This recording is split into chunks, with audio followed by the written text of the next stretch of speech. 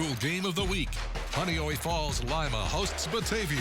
Friday night rivals, only on CW Rochester.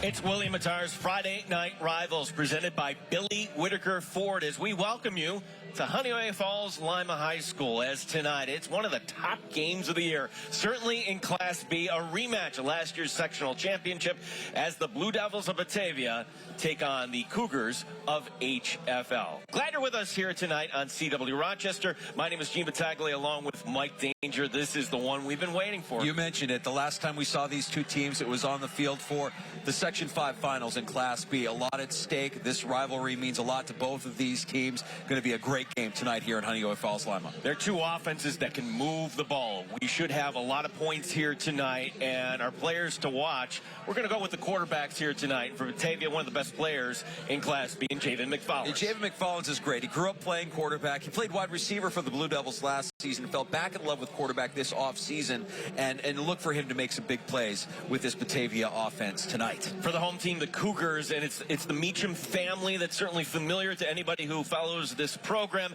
Now it's Matthew Meacham's turn to lead this offense. Yeah, his brother Zach played running back last season for the Cougars. Over 1,300 yards passing so far this season. Over 230 passing yards per game. 17 touchdowns to only 5 interceptions for junior quarterback Matt Meacham.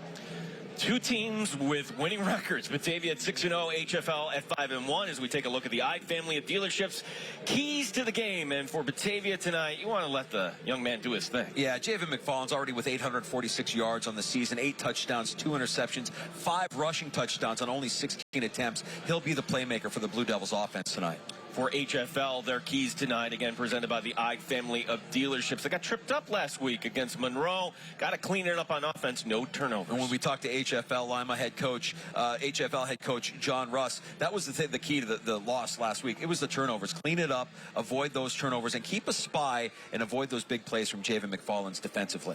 Glad you're along for the ride here tonight. Week 7, beautiful night for football. We'll have the kickoff coming up next. It's Willie Mattar's Friday Night Rivals, presented by Billy Whitaker Ford here on CW Rochester.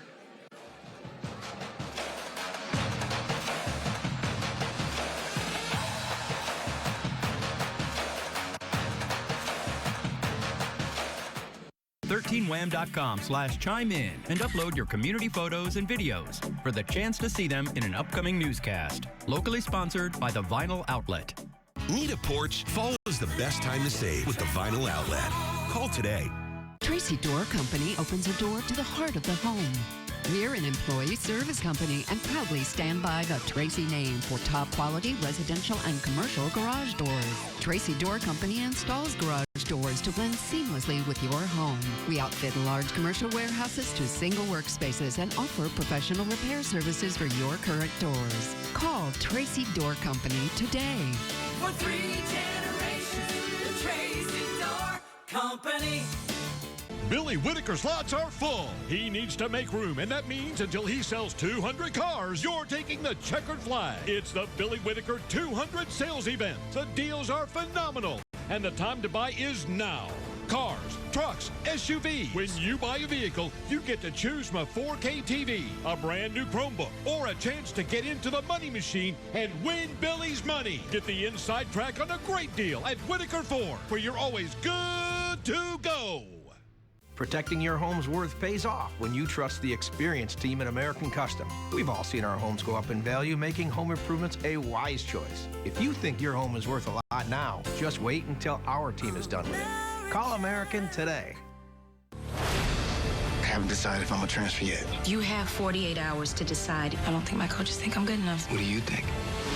You will never beat me, and you'll never beat me. Let's go. Eat or be eaten. I'm coming for y'all next. We can't let anyone or anything get in our way. I've been doing this my whole life. I made my decision. All-American Homecoming. Monday at 9 on CW Rochester.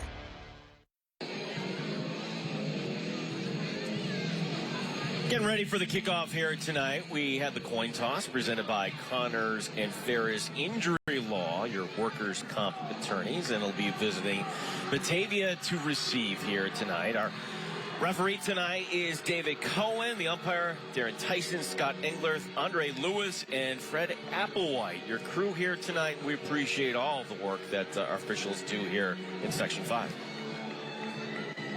Gee, when we found out that we were going to be doing this game, I mean, we had it circled right at the beginning of the season. We knew, like, oh, HF-L, Batavia, how fantastic when you have these two rivals going head-to-head. John Russ, HF-L head coach, and Batavia head coach Brendan Briggs, both recognizing that this is a rivalry, that they both consider each program to be the class of Class B here in Section 5. These two schools having met each other just last fall in the Section 5 Class B championship. And, wow, wouldn't it be something if HF-L could spoil the undefeated record so far this season of the Batavia Blue Devils? Let's see what happens tonight here on the field. Brendan Briggs graduated from Batavia, played a big part of their hockey team, the sectional championship team under Paul Peterson. It's good to see the talent just staying at home here in Batavia in Section 5. As ready here for the kickoff, it's going to be presented by Bill Grays. Gimme, gimme, gimme, Bill Grays.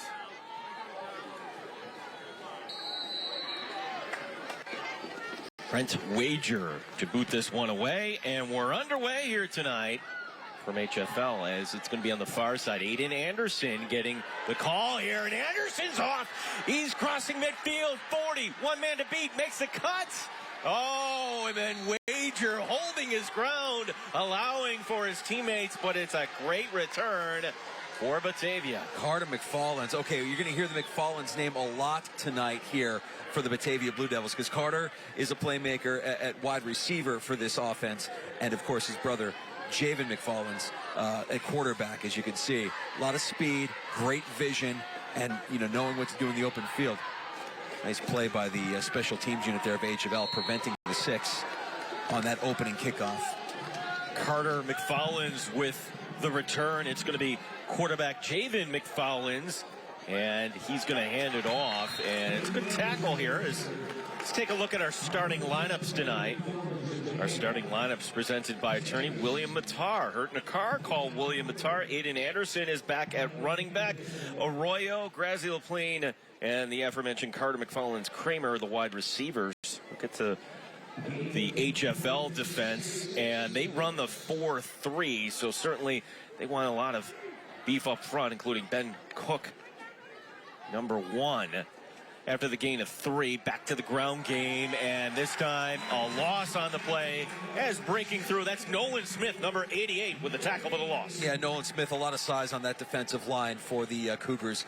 The 6'6", 200-pound senior getting into the backfield there for the loss. That's a loss of 2 to bring up now 3rd down and 9.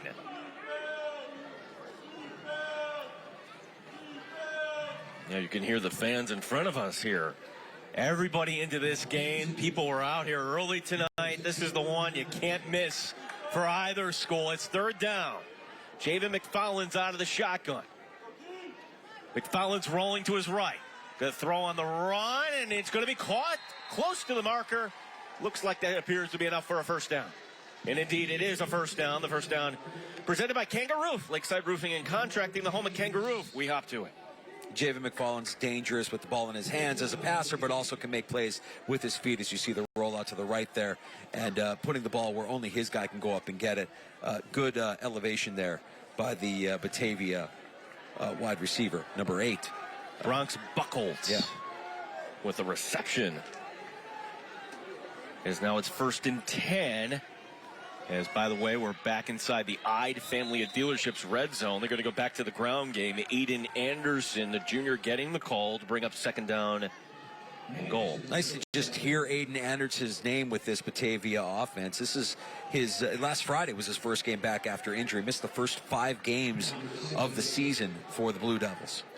Aiden Anderson, National Honor Society, grade point average of 98. We'll learn more about that as we'll have our Triple O Scholar athletes coming up at the half. 2nd down. Now, I said it was 2nd and goal. I think they can get actually the 1st down. They can without scoring if they get it down to the 1. Going back to the ground game to Anderson. Anderson following his line, and he's going to be about a yard shy of the marker, 2 yards shy of the goal line.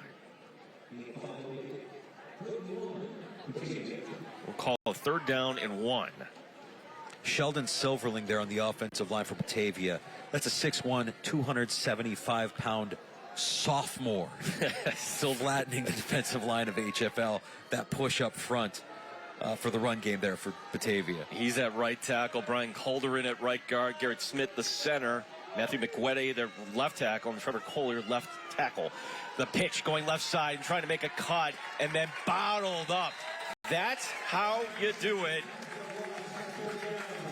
As lots of black and yellow in there, including Owen Englert, number 51. Also in there, Nolan Smith, 88. Yeah, I mentioned Nolan Smith earlier, the 6'6", 200-pound senior who made his presence felt earlier on this drive, getting into the backfield and there. Just a great pursuit overall by the HF-L defense. Now, this is well within Julia Petrie's range, and Kevin Roach will have more on Julia when we welcome him into the broadcast here in just a bit, but no, Brennan Briggs realizes, head coach, you got to score 7s in a game like this. This is 4th down. The keeper, McFarland's toward the end zone.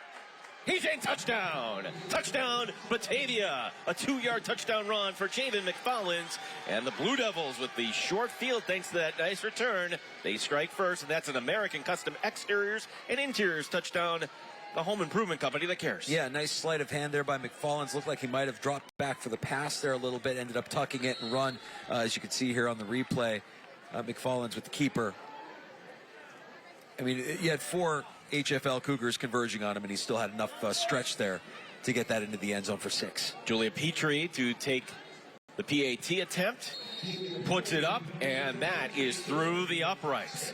7-0 Batavia leading HF-L. We are in the first. So glad you're with us here tonight. It's William Mattar's Friday Night Rivals, presented by Billy Whitaker Ford on CW Rochester.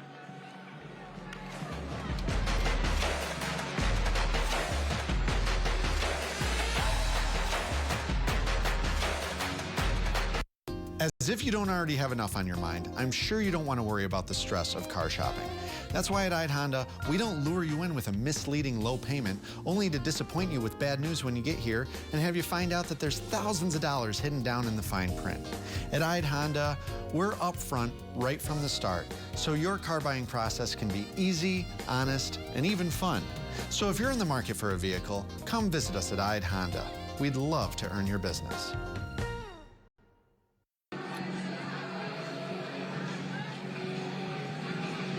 Along with Mike Danger, my name is Gene Battaglia, the 3rd member of our team. Kevin Roche is down on the sidelines. Good evening, Kevin. Good evening, guys. Well, number 44, Batavia just saw her, is senior kicker Julia Petrie. This is her 2nd varsity season kicking for the Blue Devils. She was a big part of last season's Section 5 championship team, and so far this year, she's made 23 of 25 point-after attempts. Now, football isn't her only sport, though. She's also the goalkeeper on the girls' varsity soccer team, and Batavia doesn't have a girls' lacrosse program, so she plays and is a captain on the boys team. She does it all, but she did have a dilemma here tonight, guys. While she is here playing for Batavia, trying to keep their unbeaten season going, she's missing the regular season finale for the girls varsity team for that soccer team. They're taking on Arcadia at Vendetta Stadium in Batavia tonight, guys. That, you know, so many kids doing so many different things. Julia Petrie is just an example there. But I'll tell you what, I know she wants to be there with her soccer team, and she can't miss this game. It's going to be drop, the reverse. This is something they've been practicing. This is Hall on the far side. On the reverse, Hall brings it into Batavia territory. Donnell Hall on the return for the Cougars. Little trickery there on the return, and we were just talking about Julia Petrie. Give her credit for preventing the touchdown there. As you see, it didn't start so well, but yeah, how did it finish? Finished pretty good with that return. Great speed down the sideline. You see Petrie right there, just slowing him down enough. Yes. You love to see it. Fantastic.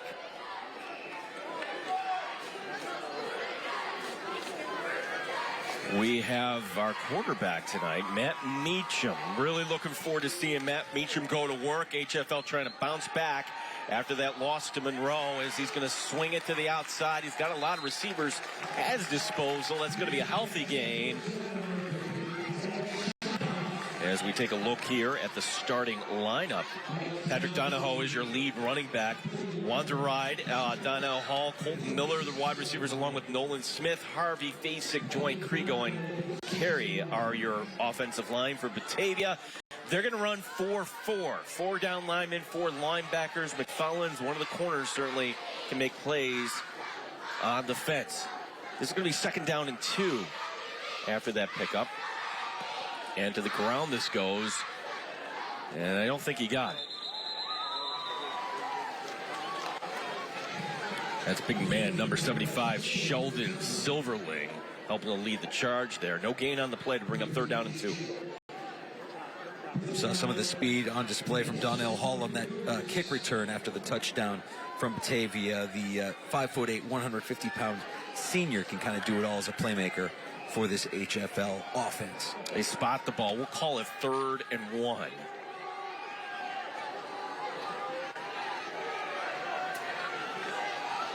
Two men in the backfield. Donahoe, one of those running backs, as Meacham will take it. And Meacham will hand off. And that's going to be good for the 1st down. Ben Cook, who plays defensive line and running back, does a little bit of everything. That's good for a Kangaroo 1st down. Lakeside Roofing and Contracting, the home of Kangaroo. We hop to it. Nice little season so far for Ben Cook, who has 6 rushing touchdowns, almost 6.5 yards per carry. So you've got a little bit of thunder and lightning here. Cook more the downhill, tough yards back. We saw it on display there to get the 1st down for the Cougars. Yeah, this game moving right along here. We're past the midway point of the 1st quarter. 2 receivers left, 2 to the right. Meacham out of the shotgun. Takes the snap. Throwing. Wants a man wide open. And it's caught inside the 10 and down to the 5. Great read by Meacham. And a great delivery as he's going to get it to number 11, Andrew Wanzery. Yeah, Wanzery's the big play threat here at wide receiver for the Cougars. And you could see him get behind the defense there. Wide open, perfectly placed pass. Another 1st down for the Cougars as they continue here and move in through the red zone. Cole Grazioplin making the tackle. We're back inside the Ide family of dealerships red zone. That was good for another 1st down, brought to you by Kangaroo, Lakeside Roofing and Contracting, the home of Kangaroo. We hop to it. It's now 1st and goal. We'll call it from the 5. Meacham handing off to Cook, and he's going to be belted in the backfield. That's number 26, Avion Bethel, shooting the gap there for Batavia. Bethel's one of the guys that the team captains of Batavia labeled as one of the tough guys on this Batavia team. Guys that you would see emerge from a cage match victorious. See some of that violence on display with that tackle getting into the backfield for the Batavia defense there. Good read and react play. Read it and react. That moves it. That's a loss of 2. We'll call it 2nd and goal from the 7.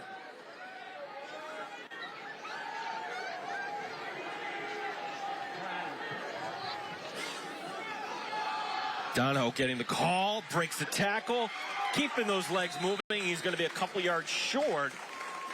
Garrett Schmidt had a chance for the tackle for the loss, couldn't wrap him up. Yeah, Garrett Schmidt want that back. I mean, usually a very sure tackler for this Blue Devil defense, and just let him slip through his fingers there. Patrick Donahoe getting the gain there, the 5'10", 155-pound junior for the Cougars. I would think that in a game like this, you're going to not go for field goal attempts. You got to match your opponent point for point. So 3rd and goal from the 1. And Donahoe is going to come off here.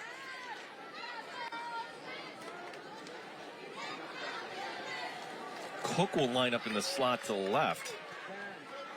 I believe that's Steinhoff in the backfield. It's going to be a throw, screen pass, in and out of the hands. That was set up. It was number 0, Donnell Hall. A lot of zip on that ball, and luckily for HF-L, that didn't go up into the air, because who knows where that could have landed. A lot of zip on the ball. Hall letting that one fall to the turf. Let's face it, he was probably going to get creamed if he did catch that ball. I don't know that that play had any designs of getting into the end zone. As you see, Hall, yeah, it did get tipped up a little bit there. And if you had another defender in the area, that could have very easily been a pick 6, yeah. And Nolan Smith appeared to be open in the end zone, too. As well, you look at Smith, Gene, playing out there wide. 6'6", the 6'6" senior, I mean, that's a size advantage. I think at some point tonight we're going to see this Cougar offense take advantage of. It's 4th and goal. Donahoe is back in at running back. 4th down. Meacham throws, corner of the end zone. Wow. And he'll turn it over on downs as Donnell Hall, somehow a missed assignment for Batavia, but they're able to dodge that bullet. You're going to see Steinhoff here, number 8, the sophomore wide receiver, get wide open in the back of the end zone. And disappointing. Matthew Meacham had him, overshot him. Turnover on downs, one that he would love to have back, I'm sure. Long way to go here, and for Batavia now, they're backed up. So 2 different kind of drive starts. Batavia's last drive start at the HF-L 22. This one will call from their own 2. 1st and 10 as McFarland's and the rest of his teammates in the shadow of his own end zone will hand off. And that's a nice healthy gain. Gets them some yardage and a little bit of breathing room up to about the 9. Number 44, Aiden Anderson, the senior, at 5'8", 170. He appreciates, when we had the chance to talk to him earlier this week, appreciates just the overall atmosphere here tonight at HFL. Both of these teams understand what's at stake. They both know this rivalry that's been brewing over the course of the last couple of years and how big tonight is for both of their programs. Yeah, it's funny, Mike, because rivalries, like you think Victor Canandaigua, schools that would be close by, these 2 programs, they're not close by, but because of the strength and the quality of both of these programs, it's the one team you got to get by if you want the sectional championship. And rivalries come in all different shapes and forms, and this is one of the best right now in Section 5. Yeah, I mean, fully expected that we would see both of these teams undefeated coming into this game. You had the hiccup. Coach John Russ called it a hiccup last week, that tough Monroe team, after they had some easier wins earlier on their schedule. So tonight, the key is for HFL on offense, at least, to take care of the football. And I would imagine that here on defense, they're going to want some takeaways, as many as they can get. It's 3rd down and 2. McFarland's will hand off. Anderson following his blocks, and he's got it. Needed 2, picked up about 4, and it's good for another Kangaroo 1st down. Lakeside Roofing and Contracting, home at Kangaroo. We have to it.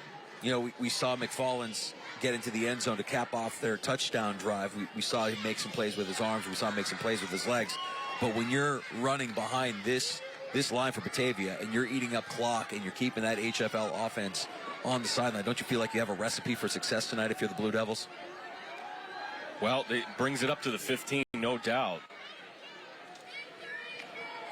Going back to the ground game. Big gain for Anderson. 1st down across the 30, and he'll be dragged down from behind. Good for another Lakeside Roofing and Contracting 1st down. The home at Kangaroo, where we hop to it. Aiden Anderson blown right through this hole. Look at the Blue Devil offensive line. Yeah, and Gene, when we had the chance to talk to John Russ early in the week, I mean, these are the 2 players that he identified that this defense has to eliminate. The big plays from McFarland's at quarterback and number 44 you just saw there, Aiden Anderson at running back. Landon Hammond with the touchdown saving tackle.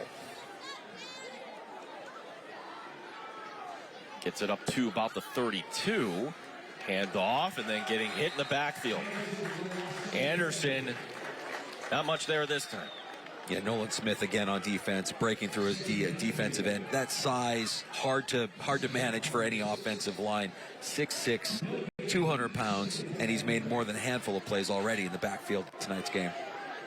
Well, when we talk about game control and you go on the road and you have a lead, HFL, yes, it's 2nd and 10, but they could run the play here and take it to the quarter. Is McFarland's. Just the 1 completion so far. Here's going to be another attempt, and he's going to sling it sidearm, and that time nothing there for Anderson. His outlet, that's because of good tackle by Carson Joint, number 56. Yeah, nice coverage downfield as well by the HFL secondary. But you're right, Gene. I mean, they're going to take this down here to the end of the 1st quarter. I mean, they started this drive inside their own 5-yard line. Long, sustained drive. Again, keeping that HFL offense on the sideline could be a key to success here for the Blue Devils in tonight's game.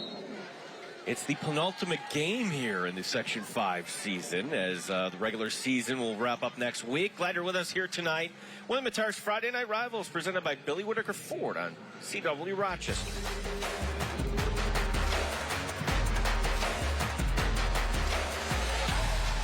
William Matar isn't like other attorneys. William, you should see this police show that I saw last night. It was really great. Do they investigate any car crashes? He eats, breathes, and dreams of helping people after a car crash. Wow, good crash! Tommy, there are no good crashes. Yep, that's a late model pickup and a parallel twin motorcycle. That's uncanny. And his clients love the results. Hurt in a car? Call William Matar.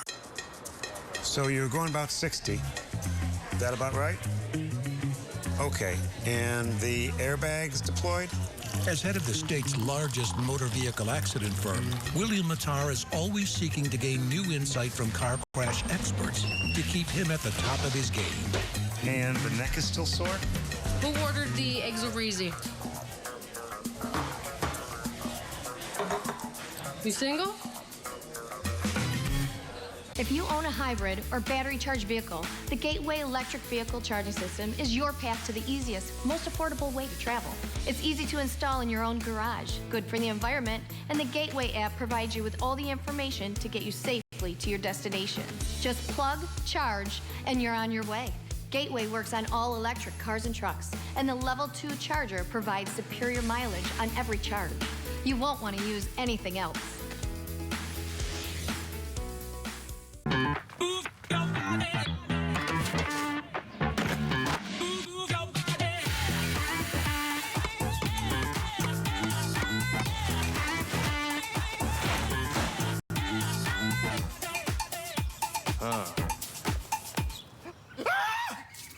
Should have called Kangaroo. Yeah, give us a call. Kangaroo. We hop to it.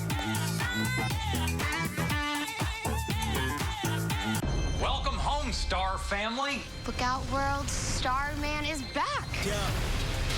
Would you like some help with that? We can help the bad guys break good. We don't want you here. They're not our enemies anymore. We have to act together. As a team. The JSA or the ISA. Our town needs us again. Stargirl. New episode this Wednesday at 8, 7 Central. Only on the CW.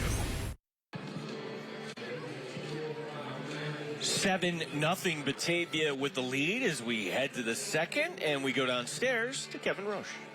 All right, thanks so much, Gene. Well, as you know, October is Breast Cancer Awareness Month, and here at HF-L, they're joining in the fight with a fundraiser as Real Men Wear Pink campaign. They're doing it again this year, and I'm joined by HF-L girls lacrosse head coach Kevin O'Connell. First off, why is this cause so important to you in this community here? Well, to be honest, I had an alumni, Katie Hurley, that asked me to join in last year. And, you know, quite honestly, I really like the Real Men Wear Pink campaign because it reminds everybody that it affects everybody. It doesn't discriminate. I, unfortunately, personally have lost my awesome sister and my lovely mother to this. And the HF-L community has just been tremendous in supporting this campaign that affects everybody. You know, no one's not going to get this or be around it. You guys were the top fundraising team as part of this campaign last year, earned that award. How gratifying is it for you and this entire community to earn that? Well, it's great, and it is the community, you know, and it's obviously the people that get to reap the benefits of it for the cancer research. But, you know, many thanks to the programs here at HF-L that have helped, swimming, football. I'm sure I'll forget a couple, but they, you know, they've been really instrumental in helping the cause. So I appreciate this community and those programs. Oh, no, that's not good. Well, it's Batavia. It's close to a touchdown. It is a touchdown. Vincent Arroyo. That's an American Custom Exteriors and Interiors touchdown. The home improvement company that cares. Kevin, I'll send it back downstairs to you just for a second as we thank our guest here tonight. All right, thank you, guys. A touchdown there by Batavia as they go up 13-0. Kevin O'Connell with us here talking about the Real Men Wear Pink campaign. People watching at home want to join in this community effort. How can they? HF-L Athletics has a web page and also has a Twitter account and Instagram, and all of the information is right there. Excellent. We appreciate your time. Best of luck in the fight, and we hope you earn top fundraising team once again. Thank you. That's our goal. All right, guys. Thanks so much. Back up to you, Gene and Mike. Yeah, on a 3rd down and 8. This is going to be Arroyo who makes the catch, breaks a tackle, and then there's no help over the top. Trying to race it down that's Colton Miller, number 9, and that's a great call by the officials. Arroyo does get in. And absolutely set up by an awesome play action by Javen McFarland. I mean, you were feeding Aiden Anderson the rock, and you could see HF-L kind of keying on that run game. You hit Arroyo, and you get the touchdown. It's William Matar's Friday Night Rivals, presented by Billy Whitaker Ford on CW Rochester.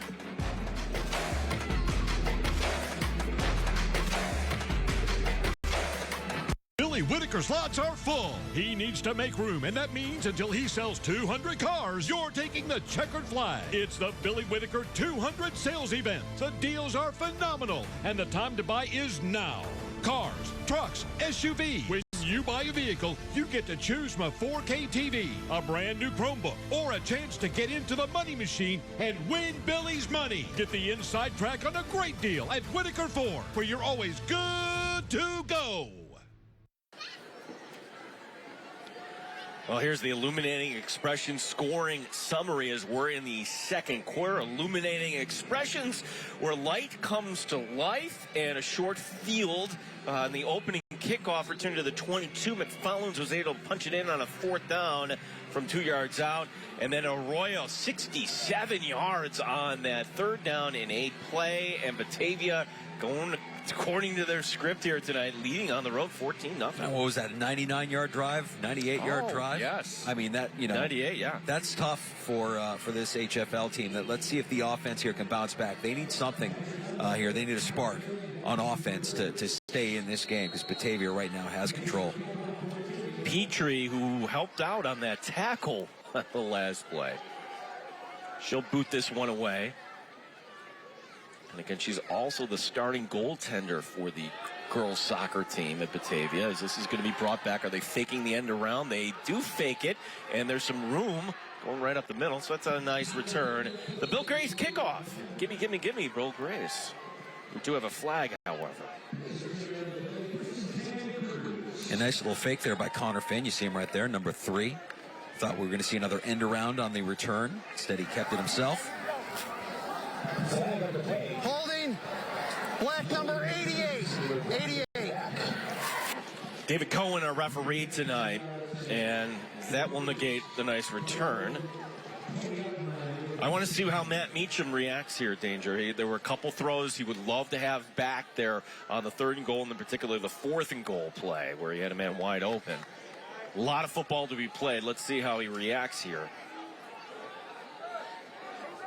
1st and 10 at their own 20. The net result here. Man going into motion, and it's going to be a call in the end around. And then getting tripped up. Alexander Steinhoff, that's not Steinhoff, I beg your pardon. That's going to be Donnell Hall, number 0 on the carry in the end around. A 0 looks an awful lot like an 8. I'm sorry, Gene. Okay, now it looks like a 0. Donnell Hall can make some plays for this offense. They're smart to get the ball in his hands. Hall will be lined up one of the 3 receivers to the right. Low snap, Meacham, and that's going to be the bubble screen to the far side. They're going right back to Hall, and good responsibility. Everybody maintaining their 111 for Batavia to bring up 3rd down and long. Boy, and it's funny, just a small detail like a low snap. It feels like it just throws off the entire rhythm of the play. You have a low snap, you have a little bit of an off-target throw there by Meacham, and Hall dances around a little bit. As you can see right there at the beginning, the low snap, and then Hall right there kind of twisting and turning the opposite direction, not able to get upfield quick enough. Good pursuit by the defensive end, Brandon Burgess, number 80. This is 3rd down and 9. Batavia with a golden opportunity to get off the field. Meacham under pressure. Meacham throws across his body and did what he could to evade the sack. Good coverage by Carter McFarland on that, and it's going to bring up a punting situation. Yeah, Avian Bethel, once again, number 26 on the pursuit here. And, yeah, I mean, he got the ball off, but Bethel was all over him and would have caught him from behind. So smart play to get the ball out of his hands, even though it was an incomplete pass. Avoid the sack there. A little bit of extra room for the punt team. Number 4, Vincent Arroyo, who just scored as we take a look at Bethel. Arroyo is standing at midfield.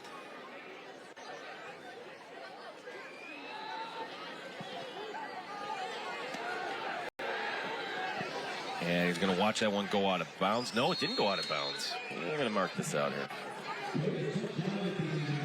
At the 44, so still the ball near midfield, nonetheless. 9:57 remaining here in this second quarter. Landon Hammond in the defense for HF-L. Now you really need a stop here. You need a stop. You'd love a turnover here. I mean, this would be the time. I don't know that Batavia is going to feel the need to put the ball at any sort of risk or throw the ball deep downfield. I mean, they could certainly close this game out early or get a nice 3-score lead with a deep pass. But let's see if that HF-L defense can stiffen up a little bit here and make a play. Javen McFarland's in the backfield to be out of the shotgun. Quarterback takes a high snap. He'll hand it off, and Anderson making some moves, and he'll get a gain of 5 up to the 49 to bring up 2nd and 5. Yeah, the brother-to-brother handoff there with Javen McFarland's and Carter McFarland's running that one out of the backfield. Our halftime report brought to you by Storm Basement Waterproofing. That is coming your way, as we'll have some interviews, the highlights. If you're just tuning in, we'll replay everything for you. Storm Basement Waterproofing halftime report coming up. 2nd down and 5.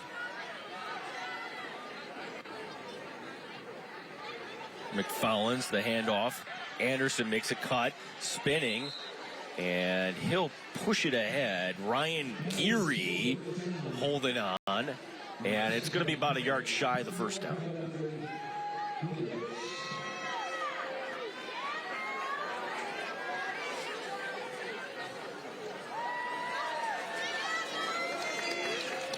Third down and 1 as the Blue Devils huddling up here.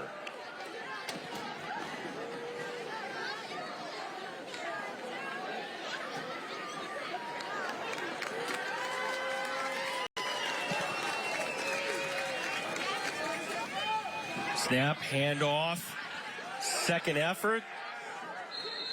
Well, this is an interesting spot. That's going to be close.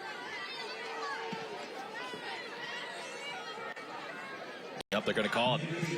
Good for a first down, a Tracy Door Company first down. You get a whole lot more from the Tracy family, and it seems silly to say that a 3rd and 1 play going for 1 yard is a big play, but that is a big play. HF-L trying to get off the field here, down by 2 scores, and the drive continuing for Batavia.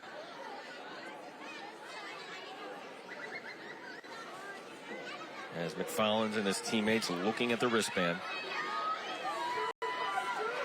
Carter McFarland's along with Aiden Anderson are in the backfield once again. Screen pass coming to the near side, and that's going to be Grazioplene. Breaks a tackle and gets it across the 40. Will be short of the first down. We'll call that a gain of 7 to bring up 2nd down and 3. Yeah, Colton Miller.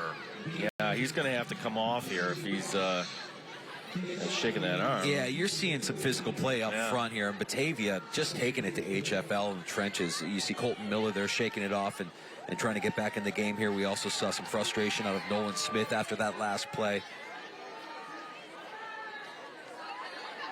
Anderson in the backfield. He'll get the call. Trying to bounce it to the outside. Gets a block on the outside. And that's going to be good enough for first down. Another Tracy Door Company first down. You get a whole lot more from the Tracy family. Batavia keeping it on the ground, keeping that clock moving. They lead by 14.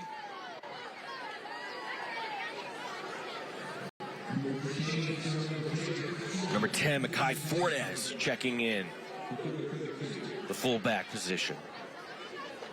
Coach Briggs on the sideline.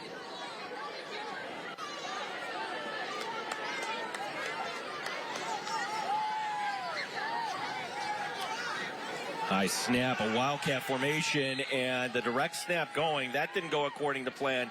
Carter McFarland's doing the smart thing, just falling on it. See the wildcat there, and the snap right to McFarland's way out of his reach. Steinhoff with the pursuit there for HF-L. But yeah, you mentioned it, McFarland's wise to just fall on that, eliminate the turnover, the potential for a turnover, which would turn things around for HF-L here. They need something defensively here to stop this this drive. Ball goes back to the 37 of HF-L, as now we're under the halfway mark of the second quarter.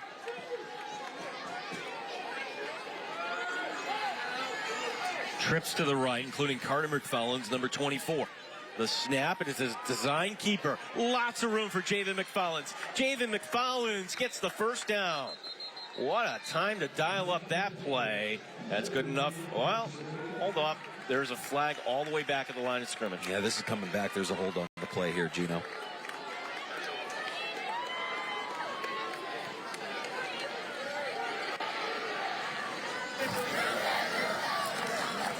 Holding. 52. Beats second down. That'd be Brian Calderon.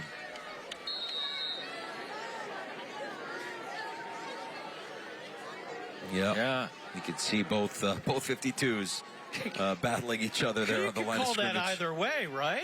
Yeah. Maybe? I think there was a lot of jersey pulling happening there, which probably drew the eye of the official. Yeah, second down and 26. Yeah. As here will be the snap. McFarland's going to wind up. Going deep. Off the helmet. Grazio playing the intended receiver, and that's Donnell Hall. Yeah, sticking right with his man. Pass incomplete. Can't ask for better coverage downfield from Donnell Hall, step for step. And at the end of the play, they're getting up, getting his hands up. I think he did go off of his helmet there.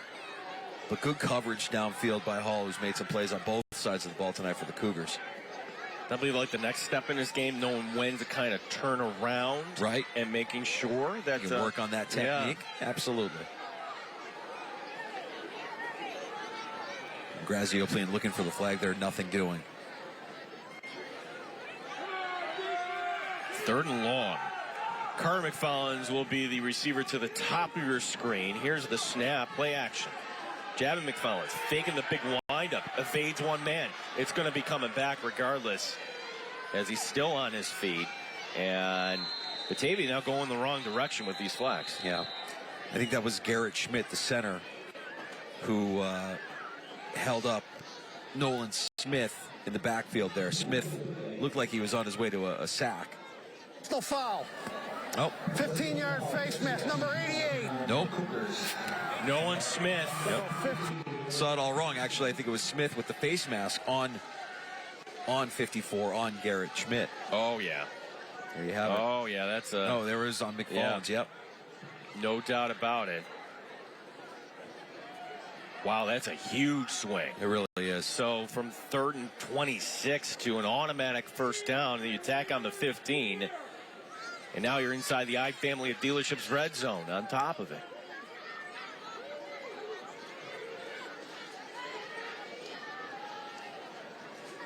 Coming up at the end of the game, our player of the game presented by William Matar. Hurt in a car? Call William Matar. I can't say it as well as he can. Mr. Matar certainly does it much better than I do. 1st and 10. Play action. Nice little sidearm throw, and then a big hit delivered. Pass incomplete. Carter McFarland's the intended receiver.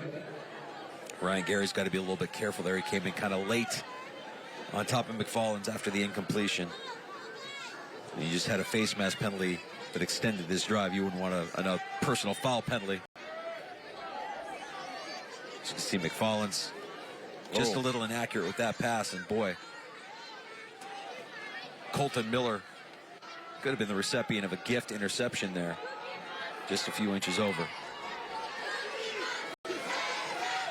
Aiden Anderson, number 44, right alongside his quarterback. And everybody moving.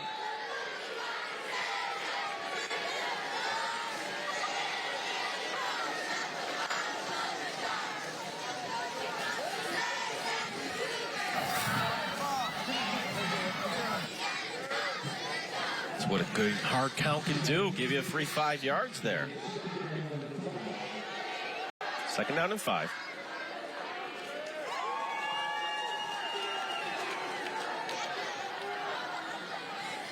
Aiden Anderson inside the 10 and down to the 9. This will go to bring up 3rd down and 1.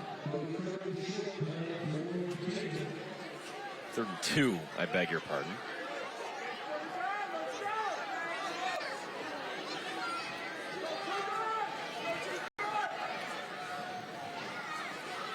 For HF-L, is it overstating it? Might be getting late early here. I mean, you don't want to count them out with their offense being as explosive as we know they can be, but being down 3 scores here with plenty to go in the first half. McFarland's nice fake. McFarland's not going to get much further to the end zone, but he'll be close to that 1st down marker, just waiting for the official signal here. And it goes without saying, you need to stiffen up here if you're the HF-L defense as we approach 4 minutes left in the 2nd quarter. Yeah, that play was good for another Tracy Door Company 1st down. Get a Tracy Door, you get a whole lot more from the Tracy family.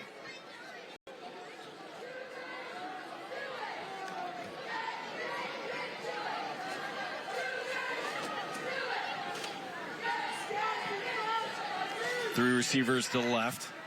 Anderson is in the backfield on this 1st and goal to go.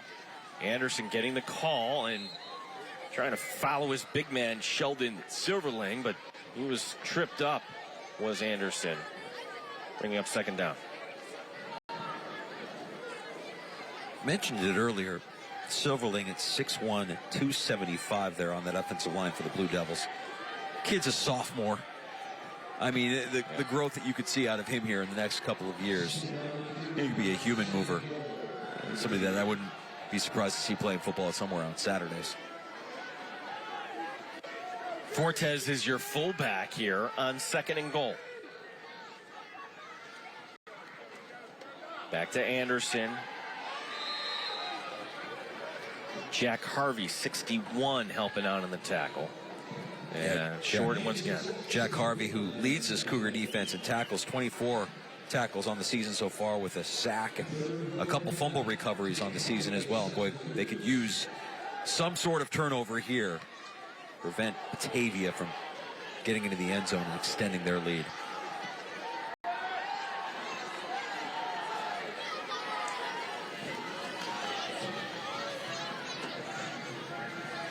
Can Anderson and his teammates punch this in? Going to go to the I formation, which you don't see all that much often anymore. A little bit of a mix-up, but into the end zone, nonetheless, touchdown. Touchdown, Batavia Blue Devils. Aiden Anderson making it now 20-0. That's another American Exteriors and Interiors touchdown. The home improvement company that cares. We do have a flag, though. Yeah, Petrie is out there, so they're going to let the call stand. This to make it 21-0. So count the touchdown. Anderson getting on the board.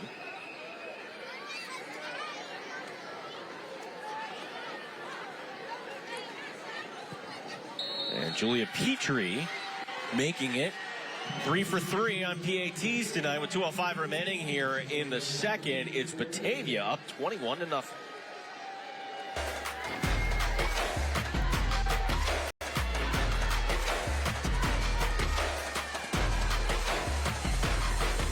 Winds Chimney is a full-service chimney and fireplace company. We cover everything top to bottom, inside and out when it comes to the chimney and fireplace system. Services that we offer include chimney sweeps and inspections, all types of safety inspections, chimney rebuilding, chimney repair, custom cap installation, gas fireplace and wood stove installation as well. Our phone number is 585-727-1174, or our website is 4windschimney.com.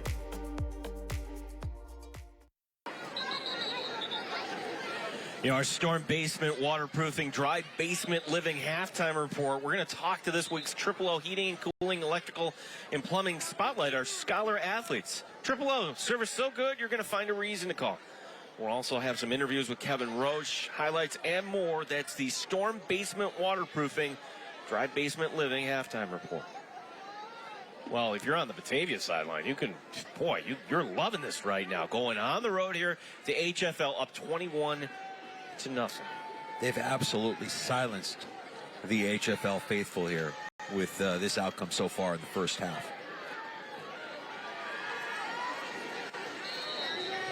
Andrew Wanzer-Reed, one of the top playmakers this deep back. He wears number 11.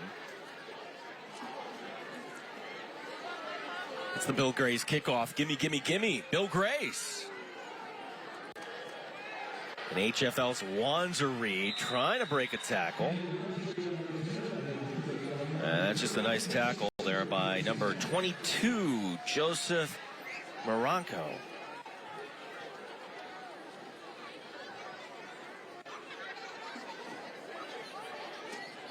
Good that he's getting a little action here, the junior.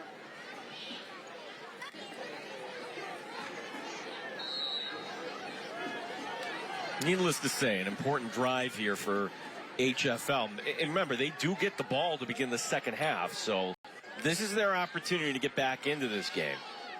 Meacham plants, throws, wants a man right side, and it's just too tall. Wanted Nolan Smith, his big target near midfield. I don't hate the call. I mean, you have Nolan Smith with a size advantage at 6'6". I mean, he is going up against big playmaker defensively there in Javen McFarland's on the other side. But if you're going to get the ball, down the field in the passing game, try to use that height advantage that you have with the tallest guy on the field, Nolan Smith.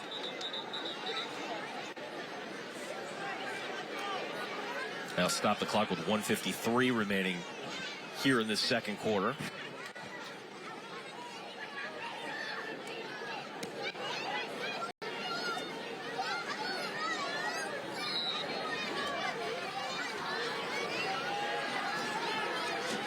Meacham has 4 wide receivers. Donahoe in the backfield. He'll help block here. He's going to wind up throw, and on the near side, it was Wanzer-Reed, the intended receiver, number 11. Great coverage by Cole Graziopline on that one as well for Batavia. I mean, you're looking for the big play in the passing game if you're Matthew Meacham, and you're trying to put the ball in a place where your guys can get it. The problem is that there's been great coverage by this Batavia defense all night so far tonight, and Meacham hasn't been able to really get it going in the passing game. Meacham claps his hands. Now it's 3rd down and 10. And they're going to go empty set here. How many will Batavia bring? They're only bringing 4 as Meacham winds up, throws, batted into the air. And what do you know? That's number 1, Javen McFarland's great two-way player with a breakup. Yeah, McFarland's making plays on both sides of the ball. And again, you see Meacham trying to get the ball there to big Nolan Smith, the 6'6", 200-pound senior. McFarland's right there with the coverage, breaking it up, and putting HF-L back in a punting situation. Trent Wager in his second punt tonight, and it's going to be Vincent Arroyo. Didn't get a chance to return the last one, just kind of rolled out of bounds. A lot of height to this one. No fair catch, and Arroyo somehow didn't step out of bounds. Still on his feet, and he actually lost yardage on that return of a few yards, going back to about the 38. 129, we do have a flag down, however.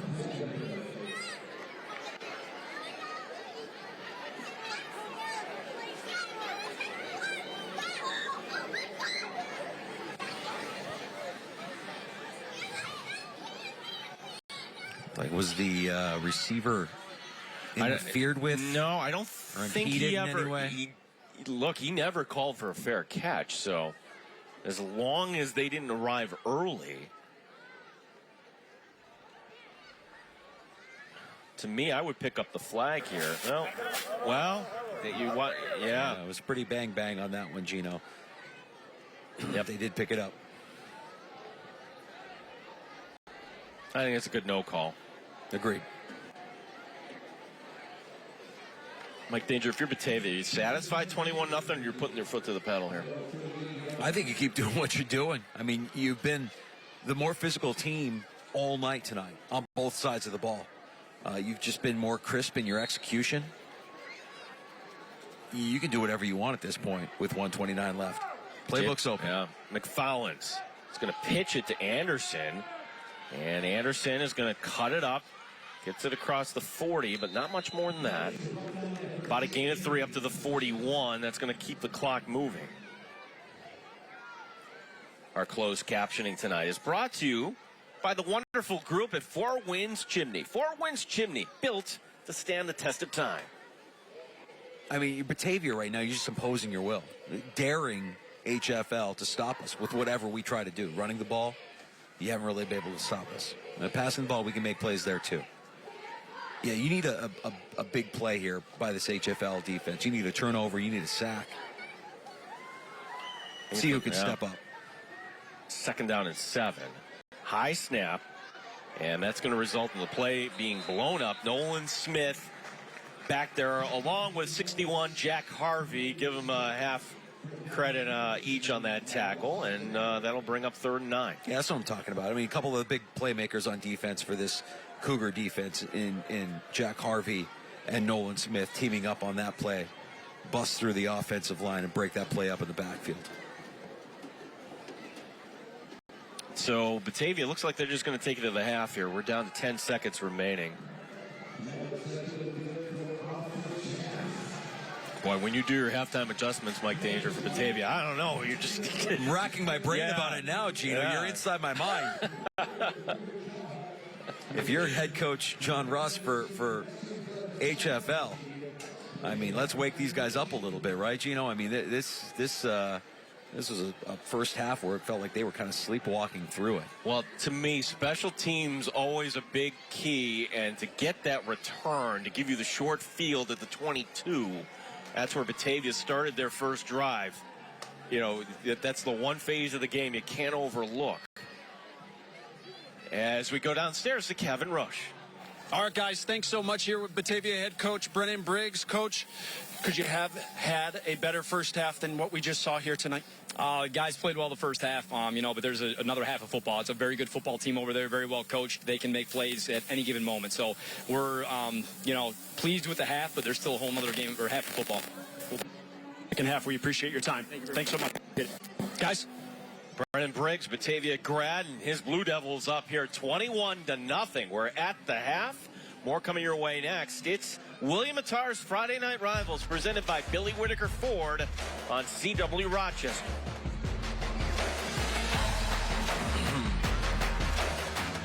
Our storm basement waterproofing. Our services include foundation wall repair, basement waterproofing, sub pump installation, and sub pump maintenance. We're looking at a whole home solution for people with dealing with moisture problems, basement waterproofing problems that they're having. When we're done with everything, it's the product that really stands out. Give us a call at 585-622-2717, or better yet, you can even check us out online at stormbasementwaterproofing.com.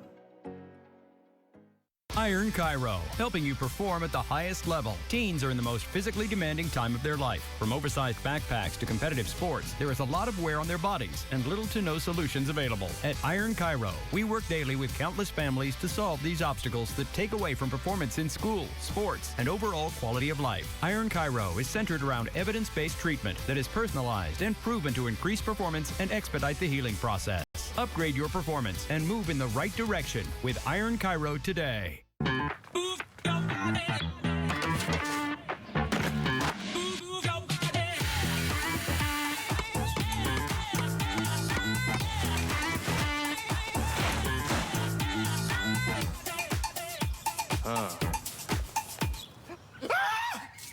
Should have called Kangaroo.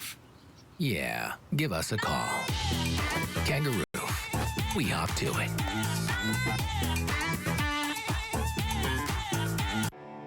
It seems like a good time to start things over. Where's Dad? I knew something else was coming. So this is the war hero, huh? What if this is the case that kills him? If you come near my door, Texas Rangers! it better be with my son. They were targeting him specifically. We're not gonna rest until we find him. Walker, Thursday at 8 on CW Rochester.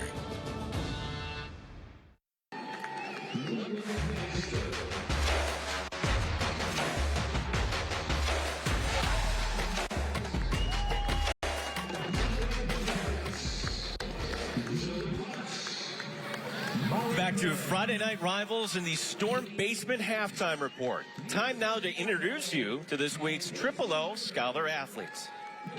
Aiden Anderson is a first-team All-State standout football player for Batavia. He also participates in indoor track and field. Aiden's 98 grade point average earns him recognition by the National Honor Society, and he is a recipient of the Clarkson Leadership Award. Claire Ruff from Honeoye Falls-Lima is recognized as All-Greater Rochester for both varsity basketball and lacrosse. She earns a 4.1 GPA, serves as senior class president, and is the editor of the school newspaper. Claire is also active as a volunteer in youth sports. The Scholar Athlete Program recognizes students who achieve both on and off the field. At the end of the season, one winner will be selected to receive a $5,000 scholarship to the school of their choice. We're grateful to O Heating and Cooling for their generous support of the Scholar Athlete Program. 21-0 is our score. Batavia here at the half. Special guest standing by with Kevin Roche. Kevin. All right, thanks so much, Gene. Here with the high school principal of HF-L, David Roth.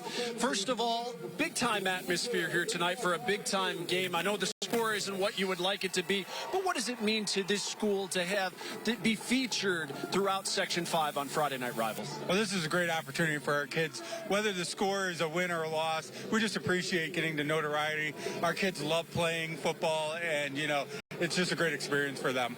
Some great things happening in this school district. Of course, your tennis team winning their first Section 5 championship since 2010. They won that earlier this week. But a lot of great things happening within the academic portion and clubs here at HF-L as well, isn't it? Yeah, that's correct. Our robotics team is getting ready for their ruckus at RIT. We have a group of students that are heading off to Broadway to watch a play there.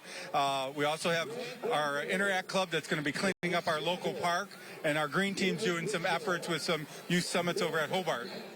Fantastic. And obviously, I mentioned your athletic programs, your football program. Sectionals begin in a couple of weeks. We'll be in a hunt for another Section 5 championship. Why have HF-L athletic programs been so successful over the years, do you think? Well, it all comes down to the fact that we have great kids. We're blessed with the community where our kids give so much. They participate in so many things. They do it academically, but they do it socially, too, as well. Leadership roles as well. So, you know, we're blessed with an awesome student population. Well, we appreciate you having us out here at HF-L here tonight. Enjoy the rest of the game. Hopefully things turn around for HF-L in the second half. David Roth, we appreciate your time here tonight. Thank you very much. Thank you. All right, guys, 21-0 right now. Batavia at the half. This is Friday Night Rivals on CW Rochester.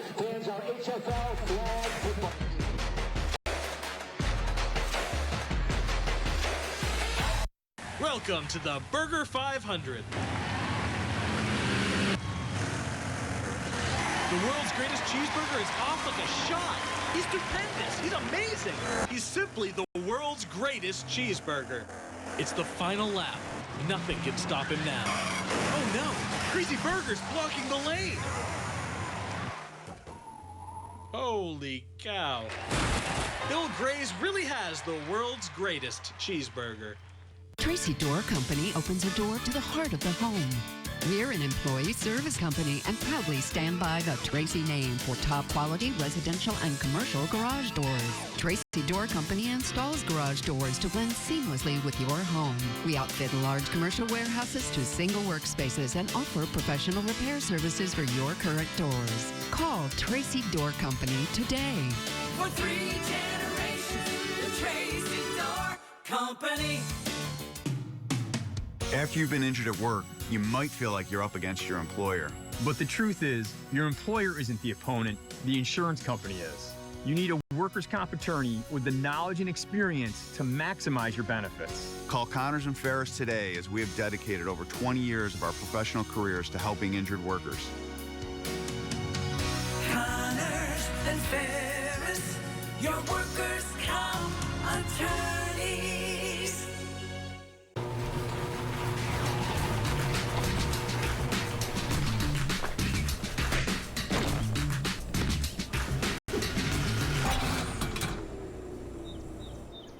Call 000. 000. Service so good, you'll find a reason to call us. Have HF-L install a Mitsubishi ductless unit with 0% financing and thousands in rebates. Trusted in New York as a clean heat contractor. HF-L, your one stop for HVAC, plumbing, and electrical. Visit HF-L-today.com.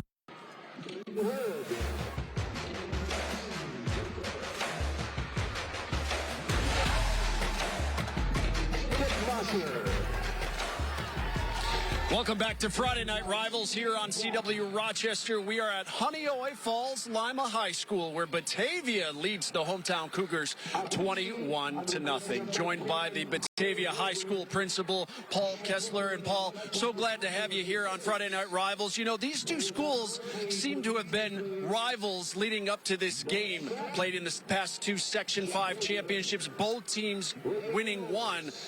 Why has this become such a great rivalry with you being 45 minutes apart? Well, I think it's two great schools that have a big fan base, not just parents, but huge student sections. They get really excited about the game. And, of course, the last couple years, the winner of this game essentially has gone on to win sectionals. And so it's a big game for both teams. And you're feeling pretty good so far tonight. Well, we like our start, but we know that we're playing a really tough team, so we're hoping for a big second half as well. Earlier in the game, we spotlighted number 40, your kicker, your senior, Julia Petrie. She's involved in everything, not just football, girls soccer, boys lacrosse, since you don't have a girls lacrosse program, and also does a little bit of track as well. What has she meant to this whole athletic program, and what kind of role model is she to young girls? Well, I mean, she's a role model that if you want to do something and you put your mind to it, it can happen for you. And I mean, she's not just an athlete. She's an honor roll student. She's our board representative.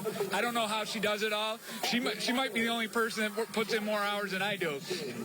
I know she's missing the girls soccer game in Batavia tonight. Do you have a score update for us? Last I heard, we might have been down 1-0 headed into the half, but I'm confident that our girls will come back and win. All right, well, she'll be looking forward to sectionals with girls soccer as well as this football program here at Batavia. Paul Kessler, we appreciate your time here on Friday Night Rivals.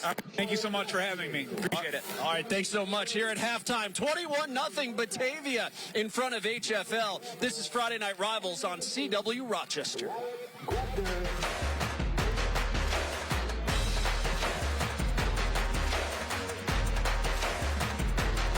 Our storm basement waterproofing. Our services include foundation wall repair, basement waterproofing, sub pump installation, and sub pump maintenance. We're looking at a whole home solution for people with dealing with moisture problems, basement waterproofing problems that they're having. When we're done with everything, it's the product that really stands out. Give us a call at 585-622-2717, or better yet, you can even check us out online at stormbasementwaterproofing.com. If you own a hybrid or battery-charged vehicle, the Gateway electric vehicle charging system is your path to the easiest, most affordable way to travel. It's easy to install in your own garage, good for the environment, and the Gateway app provides you with all the information to get you safely to your destination. Just plug, charge, and you're on your way. Gateway works on all electric cars and trucks, and the Level 2 charger provides superior mileage on every charge. You won't want to use anything else. The bold, smooth taste of Bradley Street Coffee. The aroma alone can transport you to your happy place. So why not share the feeling? Give a great good morning or mid-afternoon pick-me-up. It's brewed fresh throughout the day, so it's ready to enjoy when you are. Pick up a multi-pack and share the bold, distinctive taste of Bradley Street Coffee. Fuel yourself and your team. Bradley Street Coffee. Catch the aroma exclusively at Quick Fill. People change. We're not the same people we were in high school. This is a time for coming together. We should throw a party. I've dreamed about this moment for so long. Okay. You got a bad feeling about Coach Garrett. There isn't any other investigative piece that you could write about? Our relationship is our business. If we're right, this could decimate the entire football program. All-American, Monday at 8 on CW Rochester.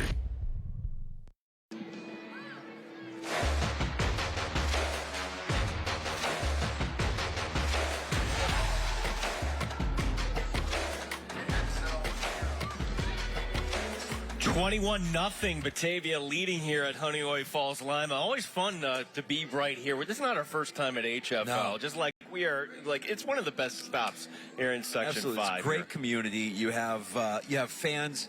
I saw fans tailgating before the game, and really unbelievable atmosphere here at HF-L. And I think this game means more than any other game on the calendar. If you're an HF-L supporter, you know that Batavia has been the standard of Class B, and you know that if you want that Section 5 title, you're probably going to have to go through Batavia at some point. We take a look at the first half highlights. It was a Carter McFarland's return that gave a short field, and this is a fourth down play that, well, Jaden McFarland, his brother, getting into the end zone, touchdown, the 2-yard run, and then Meacham is going to want that one back on a fourth down play, misses the open receiver. Then the big play, Arroyo breaks the tackle, and it's off to the races. Miller tries to get there, but it's just not in time, and it's 14-0 Batavia. And then Anderson is going to walk into the end zone for the third Batavia score of the night. 21-0 our score here at the half as we take a look at the first half stats. And to me, it's actually the last one too. It's the time of possession. It's tough when HF-L is just coming off the field on every series. Yeah, that defense for HF-L is gassed, and I think that affects how they play offensively as well for those that are playing two ways. When you saw that incompletion in the back of the end zone from Meacham to Donnell Hall, I mean, you just get the sense that they're just a step off tonight, that HF-L is just slightly off their game, and boy, it's going to be critical for them here in the second half to try and get something early to keep this one within reach. Sean Hanna and the rest of the crew in the truck here tonight, and it's one of those nights, Mike Danger, where I always love being out here, but it's the first night where you're like, being in that nice warm truck isn't such a bad thing. And it's actually the first night I've actually seen some breath here on the field. So, yeah, we're kind of getting close to sectional time. We can kind of absolutely. Tell as head coach. I call it hitting weather. That's all I got. It just feels like hitting weather. It feels like football down there on the field. Well, the good news for HF-L is that they are going to have the ball when we begin the third quarter as they're coming out, and we'll have a little bit of warm-up. And right now we're Kevin Roche trying to track down the head coach for HF-L, John Russ, and I'd just be curious what coach kind of told his team here. We got a whole half of football here left. Yeah, absolutely, a whole half of football. It's 21 points. It's daunting, but not completely insurmountable. And you've got an offense that's shown through the course of this season that you can make plays. Big plays are left on the field there. So everything to play for still. Let's throw it down to Kevin Roche on the sideline. Thanks so much, guys, here with HF-L head coach John Russ. Coach, that fourth down on that first drive in the first quarter, wide open in the end zone. You don't convert that. After that, your offense really hasn't been able to get going. How do you get it going here in the second half? Yeah, we got to get some first downs here and keep some drives alive. That missing that ball right there, not being able to punch it in on fourth down is something that, kind of hurt us and set us back a little bit. But like I said, we got to convert some first downs and get some drives together and see what happens in the second half. 21-0 at halftime. What do you tell the guys to kind of keep their spirits up and tell them maybe it's just one play away from getting back in this thing? Yeah, we can score points in bunches. I just told the kids that we got to play one play at a time. There is no 21-point play. One play at a time and see what happens in the second half. Best of luck. We look forward to it. Thanks so much, John Russ. Guys? Yeah, as we'll have the third quarter coming your way next. Quick break here on Friday Night Rivals on CW Rochester.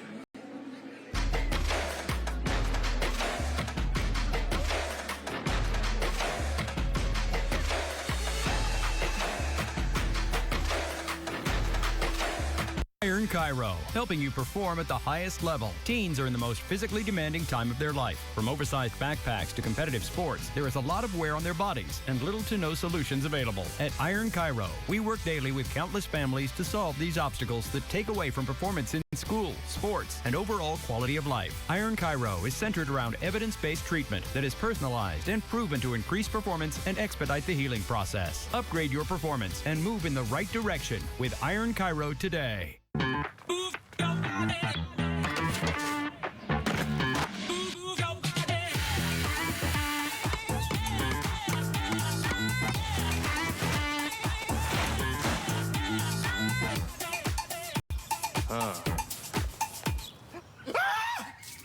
Should have called Kangaroo.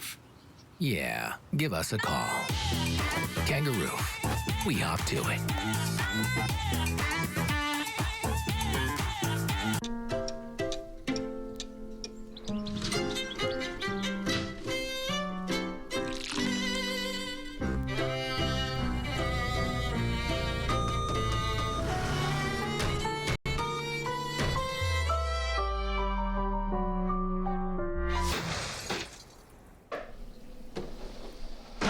Harold, call Triple O. Service so good, you'll find a reason to call us. Your one stop for HVAC, plumbing, and electrical.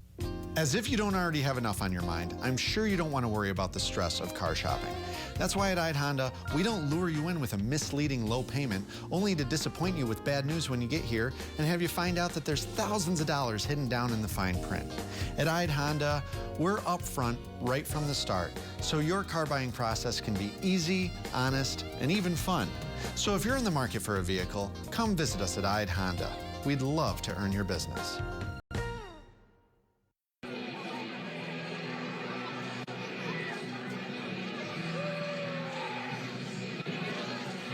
Javen McFarland's, Vincent Arroyo, and Aiden Anderson, your touchdown scorers. Batavia leading here 21-0. Let's take a look at the Iron Cairo second half adjustments for each team. Yeah, for Batavia here, don't let up. I mean, you've really had your way on both sides of the ball. You're winning the physical battle in the trenches. If you're HF-L, and you just heard head coach John Russ say there isn't a 21-point play out there, one play at a time, but pick up the intensity a little bit here and push back, because Batavia has been the more physical team so far through one half of football. Iron Cairo moving in the right direction. IronCairo.com.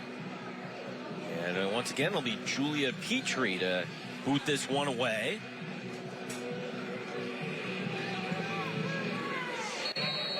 She's 3 of 3 tonight on PATs. It's our Bill Gray's kickoff. Gimme, gimme, gimme. Some Bill Gray's. It's going to be a short kick. And it'll be good field position for HF-L. And I think Coach Russ hit it right on the head. Just get a first down and go from there. Right. Yeah, I mean, but he also mentioned this is an offense capable of creating some chunk plays. They have the playmakers to do it. And the problem is Batavia's defense has been up to the task all night tonight, and they've really been suffocating. Colton Miller along with Nolan Smith are receivers to the near side. Meacham takes the snap and he'll hand off between the tackles. And that's going to be a nice gain. Carter McFarland's coming up to make the tackle.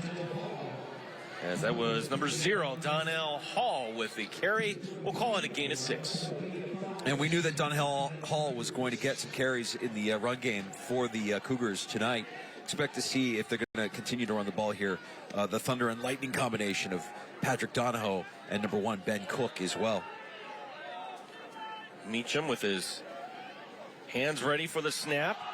Will hand it off, and everybody breaking through. That's just a great job by the defensive line. And that's number 80, Brandon Burgess on the tackle for the Blue Devils. Yeah, Burgess and his line mates there on that defensive line for the Blue Devils. Great penetration, breaking that play up in the backfield. He lost a 3 to bring up 3rd down and 7.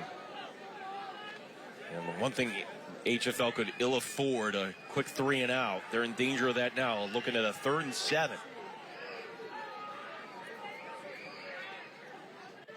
Meacham takes the snap. Under pressure, trying to set up that screen. He gets it off, and it's going to be close. It's going to be good enough for the first down. Boy, to stand in there and make sure that you're getting that ball with a pass rush coming. Donnell Hall with the reception. That's good enough for a Kangaroo first down. Kangaroo. I admit it. I thought he was going to get sacked on the play, but Hall using that speed once he had the ball in his hands and getting that first down. See the, let those linemen get downfield and create some blocks downfield. First down for the Cougars, and they're getting some momentum here offensively. Lakeside Roofing and Contracting, the home of Kangaroo, where we hop to it. The throw, nice check down, and now HFL starting to get something going. That's Andrew Wanzenreed, number 11, with his longest reception of the night. That's good for a gain of 12. And another Lakeside Roofing and Contracting first down. The home of Kangaroo, where we hop to. And when John Russ said that they have the ability to create some chunk plays, I mean, Wanzenreed is one of those players. Over 20 yards a catch for the season, 8 touchdowns, a real coachable player for head coach John Russ in this Cougars offense. Back-to-back first downs as the Cougars are on the move here. Meacham in a rhythm. Meacham doesn't like it. He's going to take off, and he'll be taken down from behind. Some positive yardage on the play. We'll call that about a gain of 2. And Bethel, number 26, patrolling the middle of that defense. Yeah, you're starting to see this HFL offense move with a little bit of rhythm here. Meacham deciding to tuck and run rather than throw the ball, put it in harm's way, or create a potential turnover here. Smart decision, positive yardage.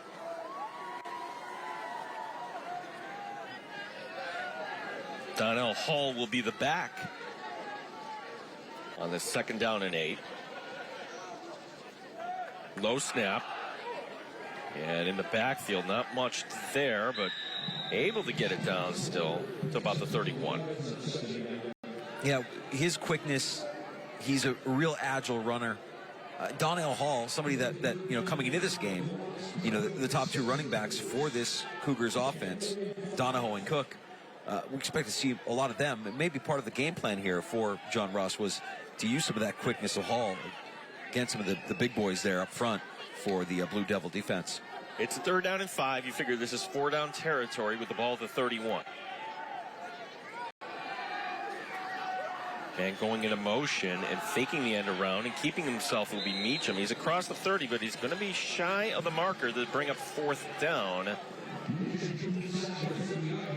And again, Bethel, that nose of the football, number 26 for Batavia.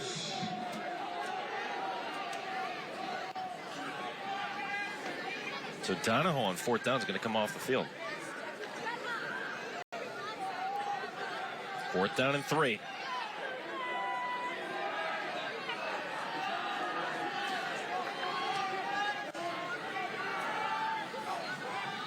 Oh, and the hard count.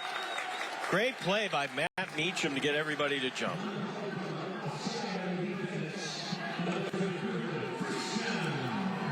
One of the rare mistakes we've seen Batavia make tonight, a little mental error, falling for the hard count.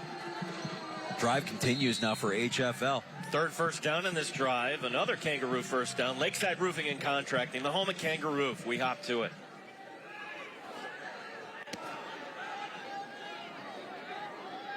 Ball's down to the 24. All going into motion. The flea flicker. The throw to the end zone. Caught, touchdown! Touchdown on the flea flicker. And HFL is on the board. Andrew Wanzenreed. That's an American Custom Exteriors and Interiors touchdown.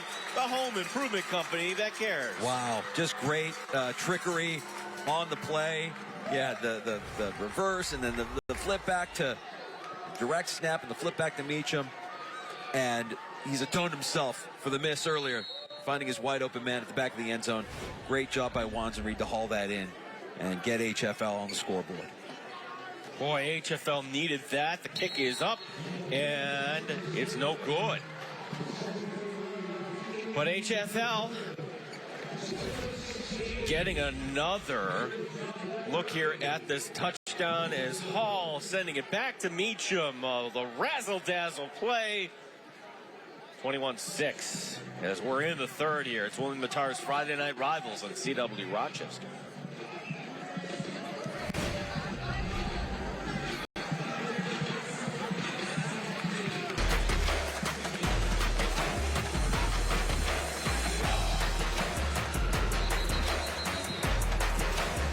Four Winds Chimney is a full-service chimney and fireplace company. We cover everything top to bottom, inside and out when it comes to the chimney and fireplace system. Services that we offer include chimney sweeps and inspections, all types of safety inspections, chimney rebuilding, chimney repair, custom cap installation, gas fireplace and wood stove installation as well. Our phone number is 585-727-1174 or our website is 4windschimney.com.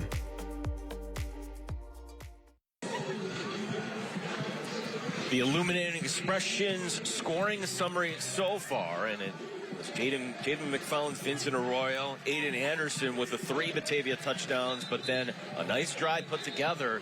3rd and 8 play was very critical, keeping that drive alive, and that's just a good bounce back there for Matt Meacham throwing that touchdown pass. 21-6 now is our score. Illuminating expressions where light comes to life. Real impressed by Meacham on that drive, and you came out. You did what you needed to do to start the second half. You commanded the offense. You drew Batavia's defense offside to extend the drive, and then it all was executed perfectly there on the trick play, where you saw Donahoe get the direct snap to Hall pitching it to Meacham, and Meacham hitting Watson Reed deep for 6.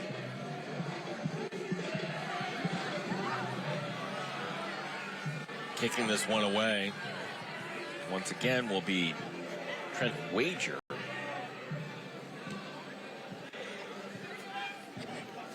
And it's going to be a short kick. And that's Arroyo. And Arroyo breaks a tackle. And Arroyo will get it across the 40 and up to about the 43. More good field position here for the Blue Devils to work with. Well, we've already seen the HF-L offense ratchet up their intensity with their first drive and getting some points on the board. Let's see if it translates to the defense as well. Who frankly has kind of been pushed around. I mean, you had a 98-yard drive, touchdown drive that Batavia orchestrated in the first half. They've been more physical up front as well and in the trenches. Let's see if they're up to the task here. Nolan Smith in that defensive line going to work as the handoff, and that will be Carter McFarland's Kramer.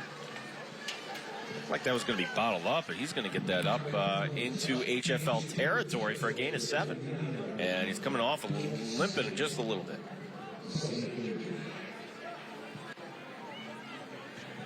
Hopefully that's just kind of a cramping issue. What we hear about those McFarlands, is there 5? Yeah. So Javen is like right in the middle there. Middle child syndrome. Yeah. Having a nice night tonight, playing both sides of the ball. 2nd down and 3, play action. The option. And now there's nowhere to go. What pursuit there by 88 Nolan Smith, leading the charge there as Aiden Anderson gets tackled for a loss. Yeah, a little self-preservation there by Aiden Anderson rather than absorbing a big hit from big Nolan Smith there on the end for this HF-L defense. He decides to just kind of go down and live another day. It'll be 3rd down and 6 after the loss of 3. Big down here for HF-L. Need to stop. And you see the HF-L players kind of rooting on the faithful here in the stands. Get them more involved in the game. Make it a little bit harder for this Batavia offense. Yeah, that's Austin Kriegel, 52, telling everybody, get on their feet, make some noise. It's 3rd down. Flag coming down right as the ball was snapped. The throw going downfield. Arroyo broke off his route. And under pressure was McFarland's nonetheless.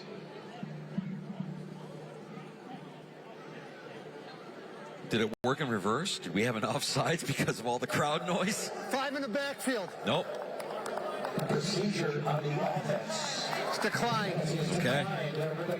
4th down. Wow, so HF-L gets the stop. We have a ball game. That's a big stop for the defense of HF-L.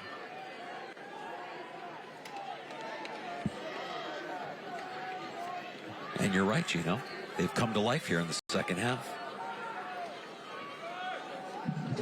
Anderson coming out there last second here is Javen McFarland's to boot this one away. It's a good kick. It's going to take a Batavia roll and actually bounce back in the opposite direction. It'll be down at the 20-yard line. Kai Fortes, number 10, getting down there to down it. 5:42 remaining here in the 3rd. Batavia led 21-0 at the half. HF-L coming out and scoring on their opening drive here in the second half. And Extra point was missed, but they get the ball back here.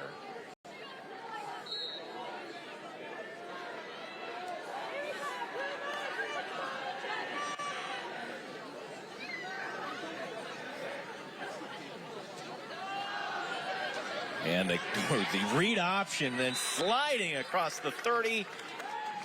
Now, where did they begin his slide? He began his slide. Well, I thought he began his slide short of the marker. Yeah, they did. They're moving the sticks. They shouldn't be moving the sticks here. Now, they gave him the first down, though. Up to the 30. First down for HF-L, the 10-yard run. That's good enough for a Kangaroo first down. The home of Lakeside Roofing and Contract, the home of Kangaroo, before we hop to it. Fumbled snap. Meacham under pressure. Meacham, as a result of that, will get tackled. Colton Miller there getting into the backfield. The 5'7", 150-pound senior safety. Bronx Buckholz on the tackle there, number 9.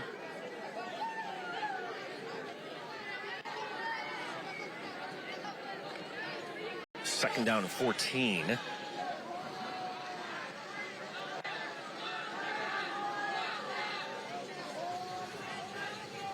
And here comes the Wildcat formation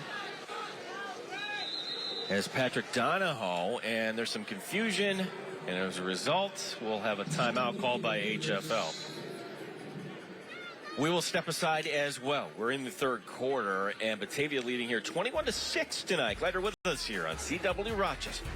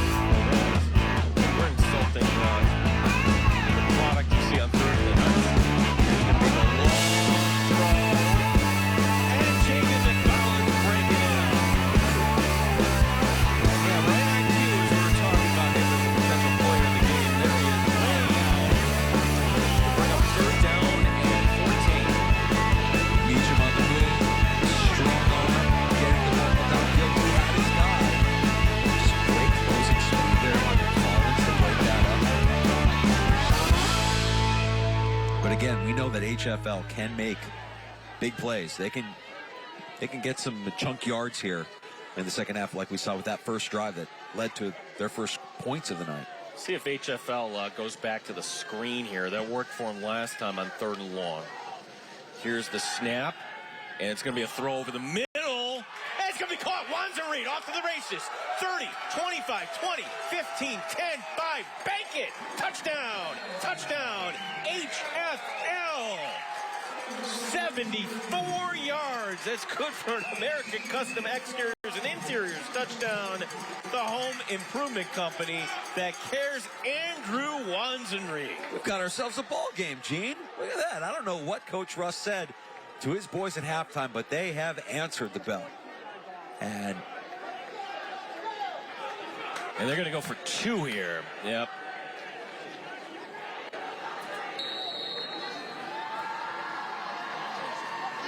I hear some of the parents here saying, don't chase points, but I don't know. You know, it's if you feel good about a play, do whatever works. Now, HF-L running players in and out here. They've got a play clock to concern themselves with. The official putting his hand up into the air to signal 10 seconds. So here comes the 2-point attempt, and now they're cutting it down. 5, 4, 3, 2, 1. And you're going to get flagged for delay of game. You could see that coming, Danger. Delay of game on the offense. Well, now you got to kick it, right? I would think. Well, the offense is staying on the field. Coach Russ going to have some faith here that his guys can execute. 2-point conversion, 7 yards out. Meacham takes the snap. Here comes the extra blitzer. Fires, throws. It's going to be broken up. Jaden McFallens again. The intended receiver was 88, Nolan Smith. I really don't hate the call there. I just think the execution a little flat, and they got a big play once again on defense by number 1, Javen McFallens. Wanzer Reed again with the touchdown. Take another look here as Meacham starting to feel comfortable, threading the needle there, and that time the safety help just not over the top as Arroyo trying to chase him down. Cannot. Perfect pass. See, right in between 2 defenders, just perfectly placed, and Wanzer Reed showing off the speed at the end to Pater. And we've got a ball game, Gino. 21-12, 4:05 left in the 3rd quarter. HF-L offense has come to life. They've been able to move the ball. Big plays by Wanzer Reed and Matthew Meacham. Making some plays with both his legs and his arm. Fantastic start to the second half for these Cougars. Yeah, Wanzer Reed, 2 touchdowns. Got the last one coming off that flea flicker.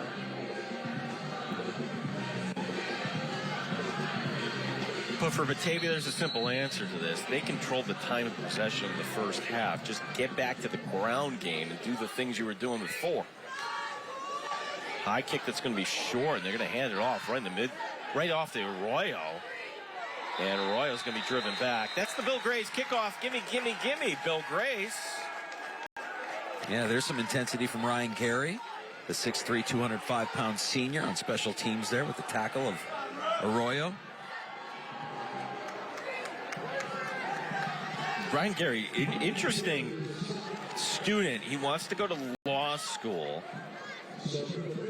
studying poli-sci, and in track he does the pentathlon. I mean, they're in more difficult events than that. Yeah, we had the chance to talk to him early in the week. He's interested in a career in politics and government. He told us that emphatically. It sounds like he knows exactly what direction his life is going. The handoff going right up the middle.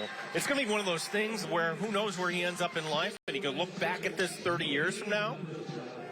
Yeah, and who knows? I mean, maybe a comeback victory against Batavia on Friday Night Rivals is a part of that legacy that leads to this young man's bright future. Well, I just love stories like that when we get to meet young people like this, and Ryan Gary certainly has as do many of these young men tonight, have just a very bright future. 2nd down and 9. Hard caught by McFallens. Again, he got him to draw off, although I would think that maybe a false start. False start on the offense.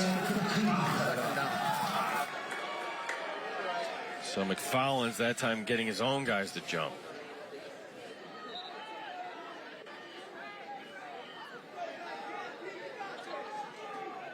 Second down and 14.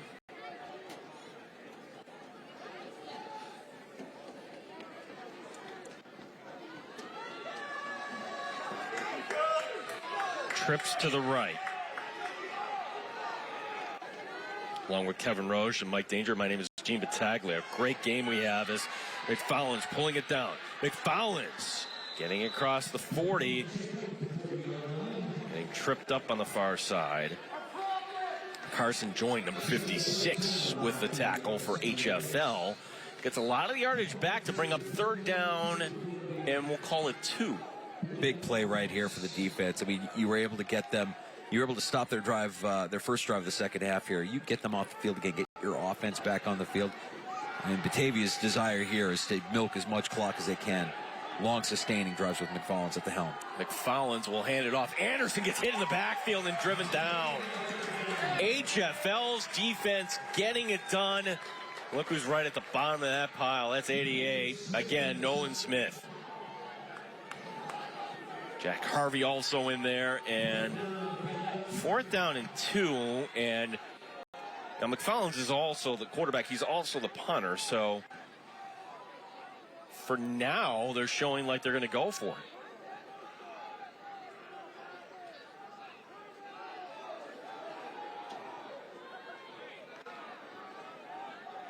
We also see a situation with 4th and 2 where maybe you can draw the defense offside. A hard count. Yeah. That might have worked. Yep. Mission accomplished. Wow. Dead ball, encroachment on the defense. Well, that is certainly one way to get a Kangaroo first down. Lakeside Roofing and Contracting, the home of Kangaroo. We hop to it, and there is an example right there. 4th and 2, and like, hey, sometimes go out there, maybe they'll jump. Yeah. That's what happened. Austin Crago a little too ambitious on that one. You love the intensity that HF-L has displayed this second half, but it can't cost you like it just did there with that penalty. I know the Crago family is watching tonight. As now here's going to be the run by Anderson. Anderson still on his feet, going to break it to the outside. Big run there for 44, Aiden Anderson. However,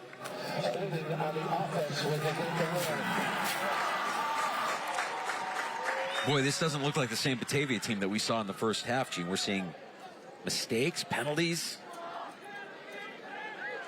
They're getting pushed around a little bit. Tale of two halves so far tonight. White 52. Repeat, first down.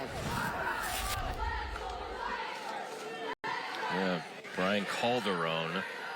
We've seen that battle all night tonight between the two 52s, Austin Crago for HF-L and Brian Calderon for Batavia. Yeah, no dispute on that one. First and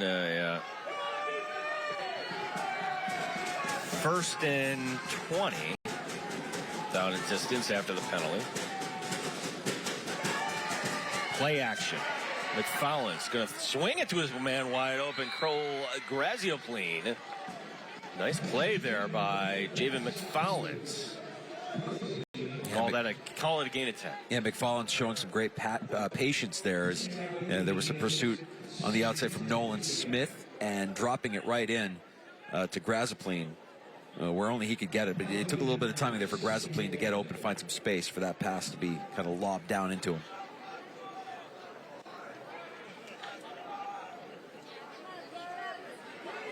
Batavia's got to be happy about anything here. It's that they've eaten up some clock here with this drive. Gives their defense a little bit of a breather. The handoff going right up the middle of first down as Anderson breaks an arm tackle.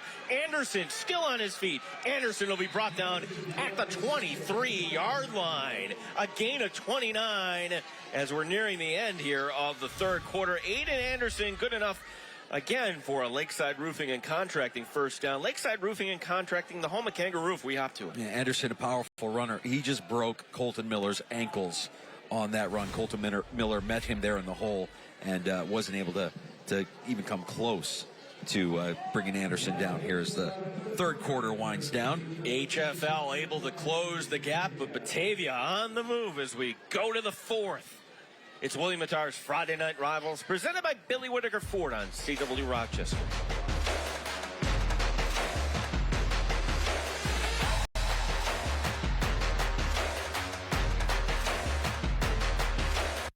As if you don't already have enough on your mind, I'm sure you don't want to worry about the stress of car shopping. That's why at Ide Honda, we don't lure you in with a misleading low payment, only to disappoint you with bad news when you get here. here and have you find out that there's thousands of dollars hidden down in the fine print. At Ide Honda, we're upfront right from the start, so your car buying process can be easy, honest, and even fun. So if you're in the market for a vehicle, come visit us at Ide Honda. We'd love to earn your business. If you own a hybrid or battery-charged vehicle, the Gateway electric vehicle charging system is your path to the easiest, most affordable way to travel. It's easy to install in your own garage, good for the environment, and the Gateway app provides you with all the information to get you safely to your destination. Just plug, charge, and you're on your way. Gateway works on all electric cars and trucks, and the Level 2 charger provides superior mileage on every charge. You won't want to use anything else.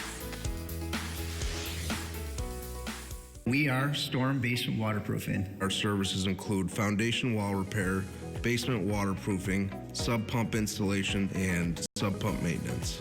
We're looking at a whole home solution for people with dealing with moisture problems, basement waterproofing problems that they're having. When we're done with everything, it's the product that really stands out. Give us a call at 585-622-2717, or better yet, you can even check us out online at stormbasementwaterproofing.com. It seems like a good time to start things over. Where's Dad? I knew something else was coming. So this is the war hero, huh? What if this is the case that kills him? If you come near my door, Texas Rangers! it better be with my son. They were targeting him specifically. We're not gonna rest until we find him. Walker, Thursday at 8 on CW Rochester.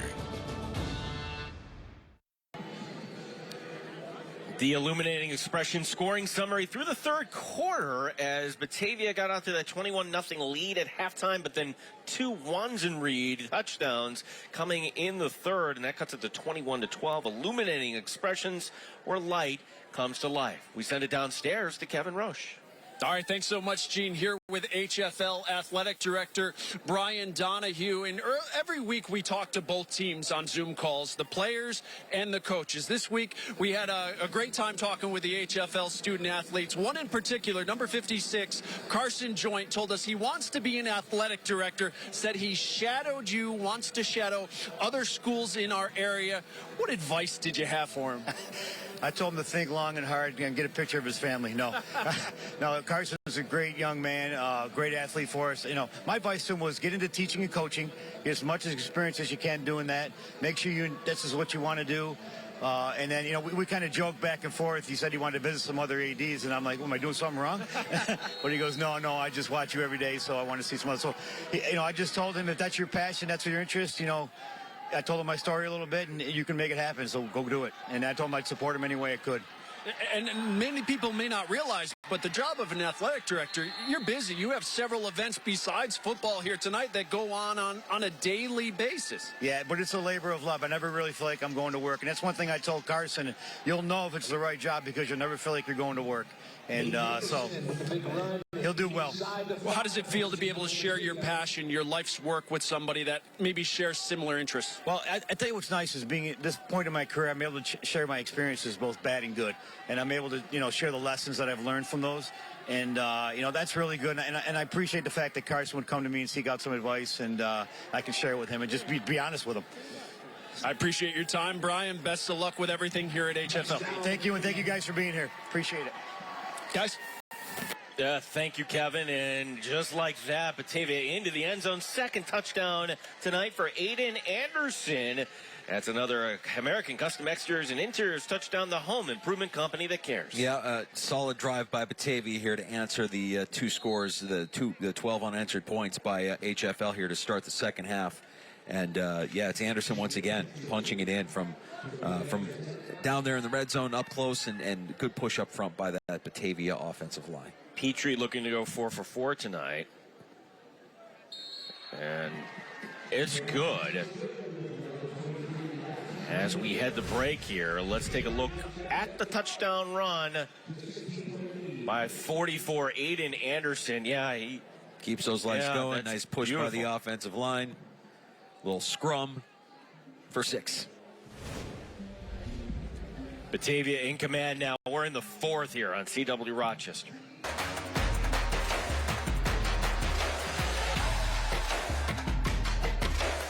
the bottom of the ninth, 2 outs, and next to bat for Bill Grays is the world's greatest cheeseburger. Strangely, it's still anyone's game. Come on! Bill Grays is the top-ranked team, but they can't seem to get a run today. Something fishy is going on here. Pitcher is out of here. That's what he gets for throwing a grease ball. That's an illegal pitch. Home run! The world's greatest cheeseburger does it again.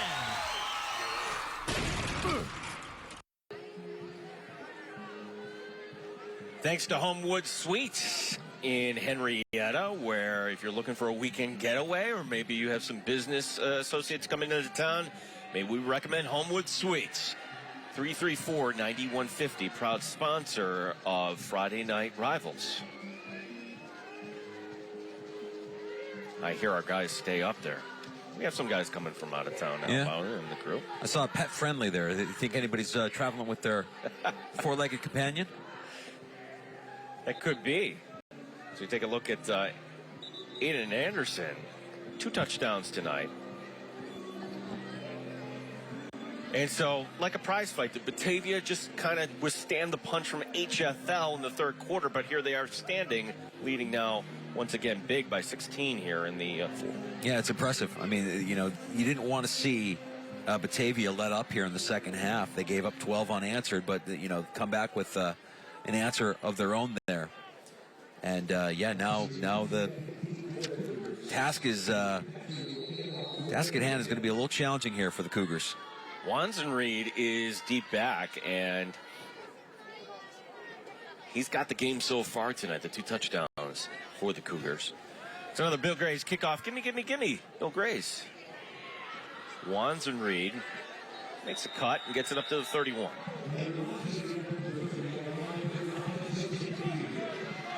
Garrett Schmidt, number 54, on the tackle for Batavia.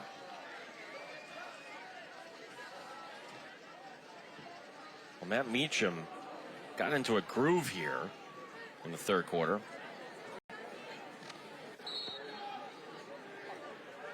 Our closed captioning tonight is brought to you by 4 Winds Chimney. 4 Winds Chimney, built to stand the test of time.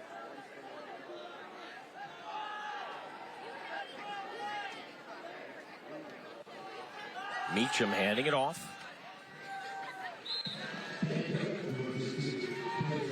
And Cook will get the call this time. So his first carry of this half, number 1, Ben Cook.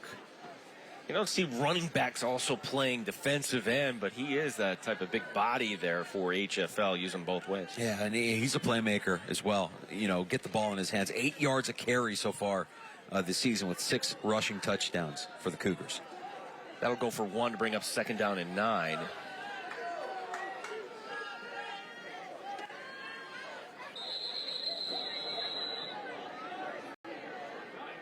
And give him the 4 yards. 5 yards. Dead ball, encroachment on the defense. Repeat, 2nd down. 3rd down and 4 will be the down and distance.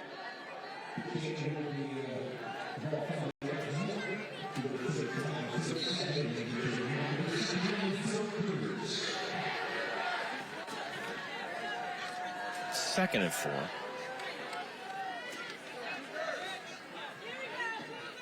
Empty set, 5 wide for Meacham. Looking to his right, takes the snap. He's going to throw it deep over the middle. And he outshoots everybody. Wanzenreed, no surprise, the intended receiver. Good job by the Batavia defense there, keeping everything in front of them. I mean, you had the corner there on that play looking more like the intended receiver than Wanzenreed. And knowing that right now HF-L is going to be forced to throw the ball downfield more critical than ever. One of their keys on defense, they're keeping everything in front of them if you're Batavia. It's 3rd down and 4. Meacham standing in the pocket, fires over the middle, and it's incomplete. Intended receiver, number 0, Donnell Hall. And now it's decision time here for John Russ. Down by 2 touchdowns. What do you do? And it looks like he is sending out his punting unit to play the field position game.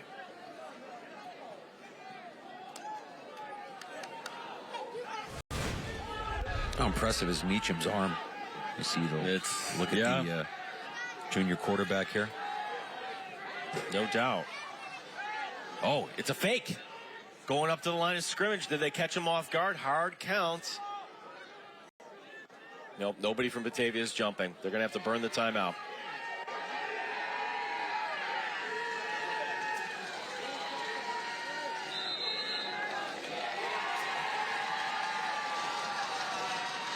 So HF-L will use their second timeout. Don't fault them for trying that.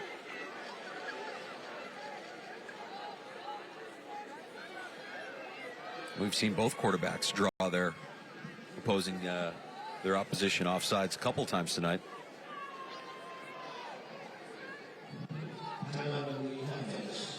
Thanks to Salvatore's Old-Fashioned Pizzeria for their sponsorship here of Friday Night Rivals. Well, we're told to provide food for the crew, not for the, we got here late, I suppose, Danger. Food for the crew. Nice that the crew is well fed. How are you feeling right about now? Yeah. I could go for some Salvatores. But it's good that the crew is fed. Appreciate that. Thanks, Salvatores. Now it'll be a 4th down play coming up. I don't think they just saved us any danger. I think that was the issue. I can't blame them. I mean, if anybody's had Salvatore's pizza or subs, they know how good they are. If there aren't any leftovers, like I said, I can't blame them. So it will be a punt after all. And look at this. There's nobody deep back here for Batavia. They're not buying into this. Smart. And it's going to be a fake anyways. Yep. And it's close. That was Donahoe on the carry, and the HF-L players are pointing first down. It's close. It's close. I haven't seen the official move.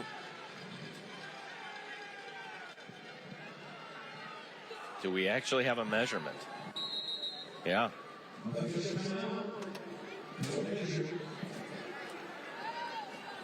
Well, Batavia wasn't fooled. Donahoe, the up man, receiving the snap,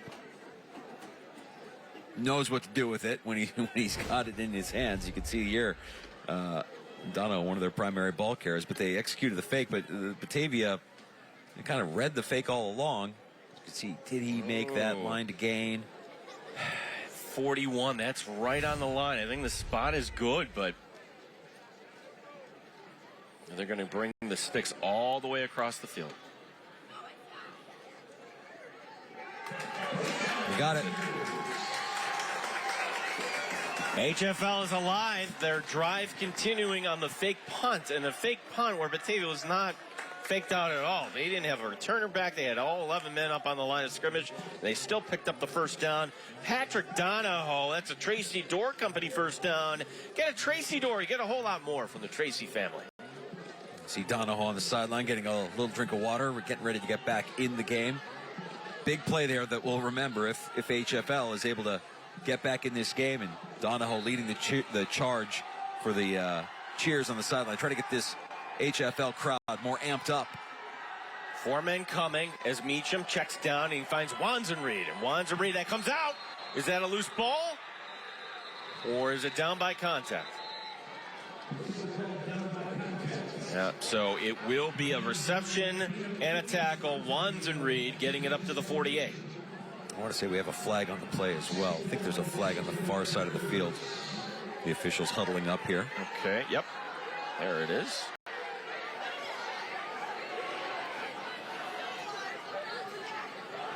Personal foul. Helmet to helmet. This way. First down.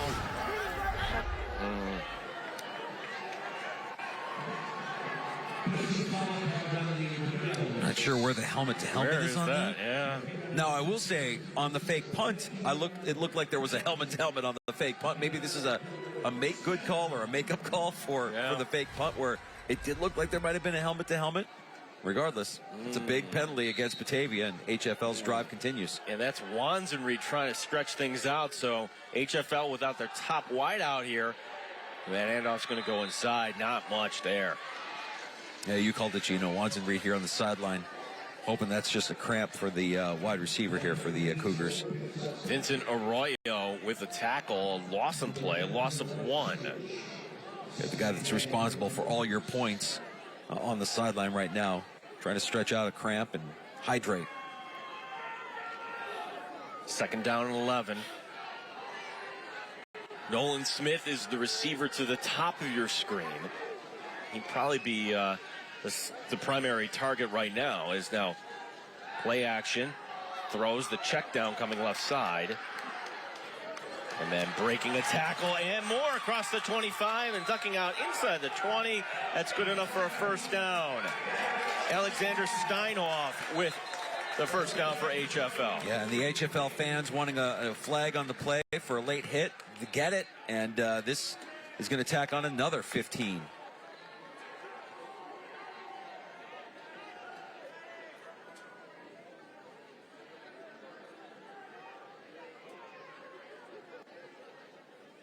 Whereas the last one, I think we could kind of just do.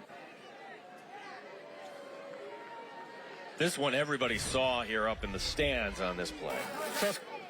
Check out the slipperiness here on the play as well. Some sloppy tackling, going for the kill shot over the top and kind of ducking underneath that. There's the penalty. That extra push there. Bethel. Yep, that extra push by Bethel.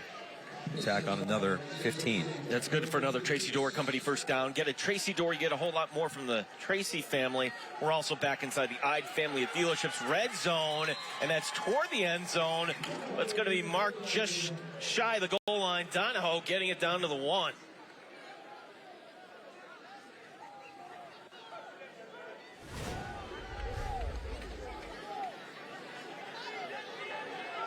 So Donahoe just short. Yep. Like the effort there, though, kind of crawling with his arms.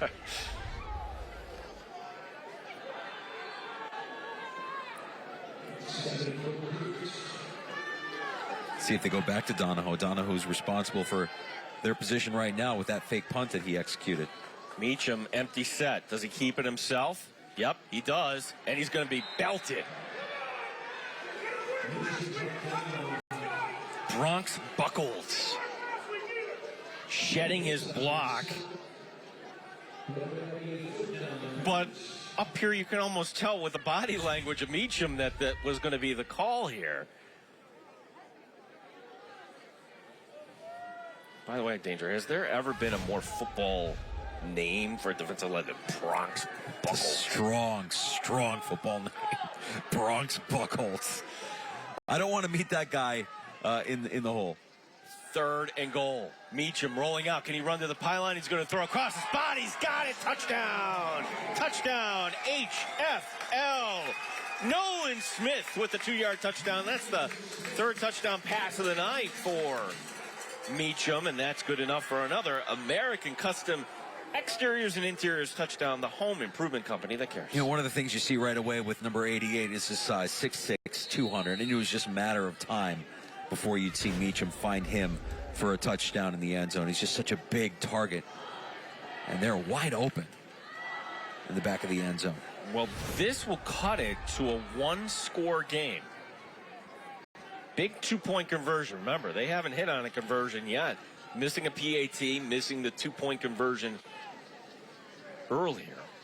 The snap, throw, corner of the end zone, back shoulder grab.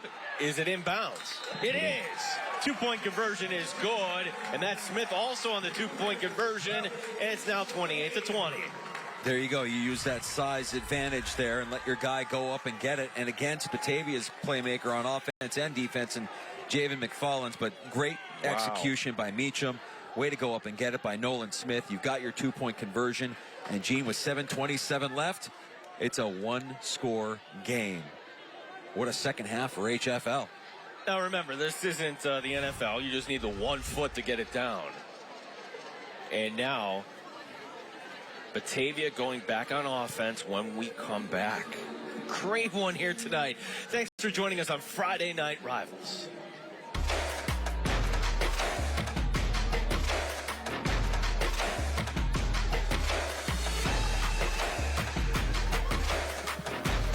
Billy Whitaker's lots are full. He needs to make room, and that means until he sells 200 cars, you're taking the checkered flag. It's the Billy Whitaker 200 sales event. The deals are phenomenal, and the time to buy is now.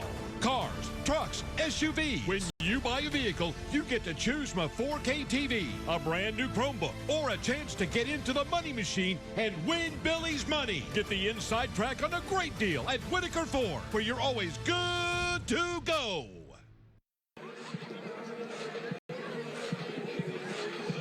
Yeah, a lot of fun here tonight. Everybody dressed warm. It is just a perfect night for football here in October. See a red, white, and blue theme happening there with the HF-L student section, it looks like. We've seen a lot of the neon. Am I looking at the Batavia section there? That might be the Batavia student section. And there's the Cougar section.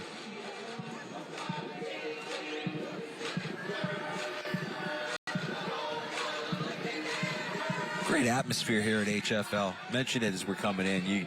You know, there are smells of the stadium. You can, they've got a good concession stand. There was tailgating in the parking lot beforehand. The community really coming together, knowing the importance of this game for this program.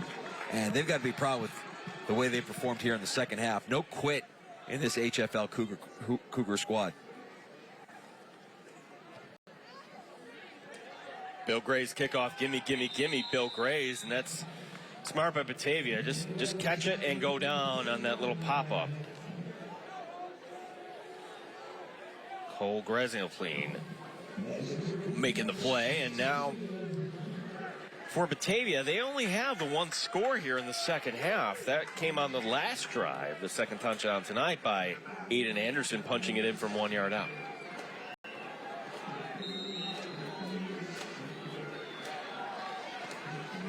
When you look at Batavia's resume here, this by far the tightest they've been challenged so far. Scores of 27-7, 41-7, 49-20. As they go back to the ground game.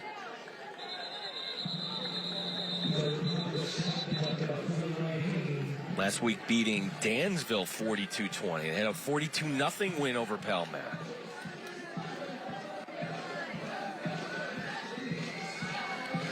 It's a gain of 5 to bring up second down and 5.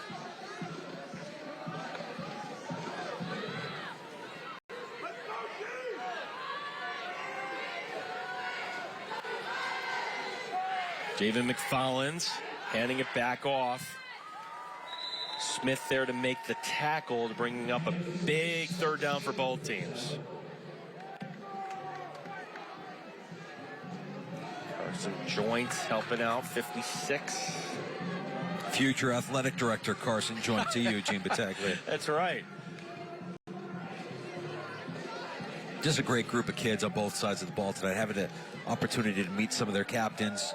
You can't be anything but impressed by these young men, both on and off the field. It's one of the treats of being able to do these games every fall. In the future, these Section 5 athletes are special. Third down and 2 is Anderson lowering the shoulder, and they're going to mark his forward progress that he got. The linesman coming from the far side. Waiting for the official word here, but that appears to be a first down. Yeah. And it is. That's good for another Tracy Dorr Company first down. Get a Tracy Dorr. You get a whole lot more from the Tracy family. And now this is just, I would be surprised if Batavia put it up in the air at this point.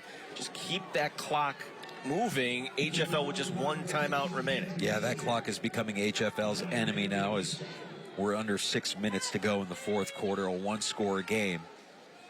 You need your defense to make a big play here. Minimum, get a stop.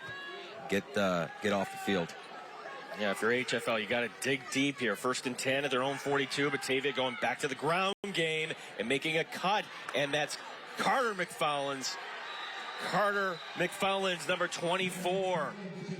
McFarland's Kramer with a big gain. Another Tracy Dorr Company first down. Get a Tracy Dorr. You got a whole lot more from the Tracy family all the way down to the HF-L 46. Yeah, look for a second there that Ryan Gary might have been able to stop McFarland's, but arm tackles aren't going to do it. And nice gain there by Carter McFarland's to get the first down for Batavia. Keep that clock rolling. Batavia going back up to the line. Now will Javen McFarland's bleed some clock here.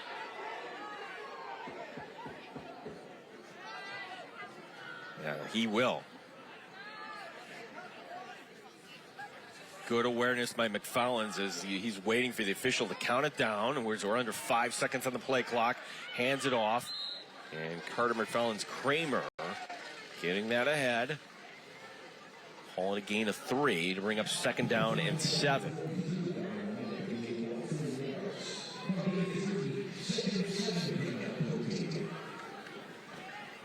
Yeah, you think Batavia will be more than content with that 4-yard gain. Here, let the clock run a little bit. Keep that clock moving. Keep HF-L's offense on the sideline. Force the defense to make a play.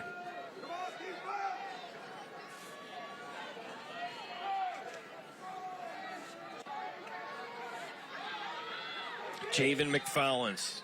Again, now they're counting down the play clock. McFarland's handing it off. That's Anderson. He knows not to bounce it to the outside and get driven out of bounds. He wants that clock moving and a whistle, and we will have HF-L take their last time out, which is actually smart because now that brings up 3rd down, give your defense a little bit of a breather. Absolutely. Big 3rd down play coming up here when they come out of the timeout.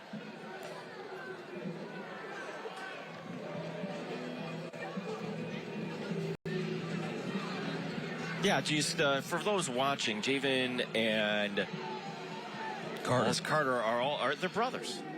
So Carter McFarland's Kramer and Javen McFarland's.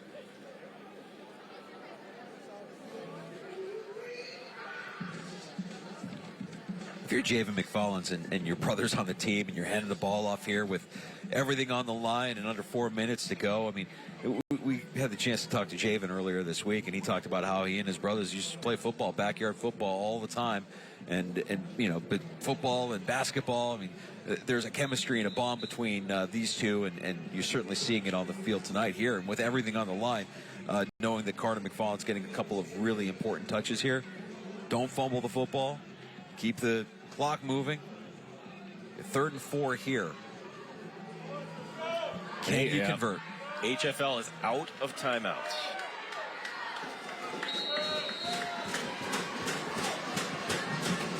It'll be Anderson in the backfield. He's got 2 touchdowns tonight. Cortez is the fullback. 3rd down. Anderson getting the call between the tackles. He's got the 1st down and he slides down. He's going into second base. And that's good enough for a Tracy Door Company 1st down. Get a Tracy Door, you get a whole lot more from the Tracy family. And now the wall's starting to close in here on HF-L. Hey, let's give it up for the big guy, number 10, the fullback, Makai Fortes, who kind of opened up that hole for Anderson to convert, get the 1st down. Anderson wisely getting down, letting that clock bleed. We're not quite at the victory formation portion of the game yet, but another 1st down should do it. Look at Javen McFarland's. He is just calmly looking at that back judge, and when he puts his arm into the air, that means 10 seconds. The snap. And ball's out. Carson joints with the strip, but it comes back. There was the opportunity. It really was. Whew. Garrett Schmidt, Johnny on the spot, the center. Big play, recovering that fumble. Matthew McWethy also trying to Shayla. Look, he's taking on 2 defenders and joints, stripping that 56. Yeah, and 55. I'm sorry, 55. McWethy with the recovery there. Well, that was the opportunity, and Anderson, you know, sliding down to try and kill clock on the last play, trying to get a little bit too much on that play, almost cost him a turnover. 2nd down and 15. And there's movement on that Batavia offensive line. That'll stop the clock with 2:09 remaining.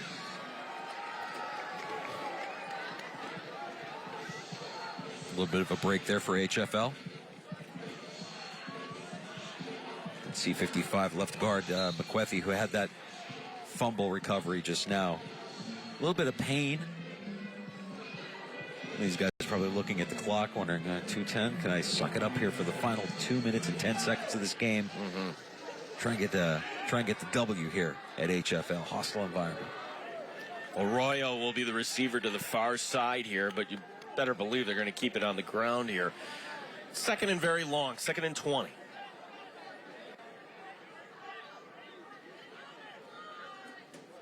Took a second there for the clock to get rolling again.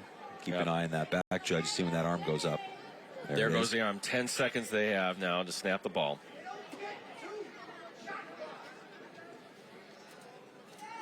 The snap, and that's going to be wrapped up in the backfield. Timing that perfectly. Austin Crago with the tackle for the loss on Carter McFarland's Kramer. However, that clock is now rolling. And HF-L can't do anything to stop it.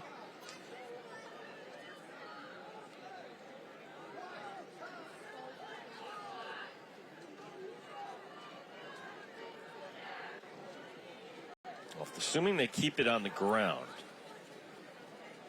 this would bring us under a minute to go. Hand going up into the air. That signals 10 seconds.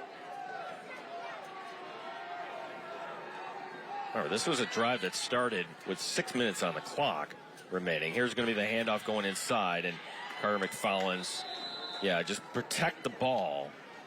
And now, pretty much Batavia with 4th down. You can take every second you can all the way down, and really your only chance here, if you're HF-L, I would think would be try to block a punt, I would think, at this point, right? I mean,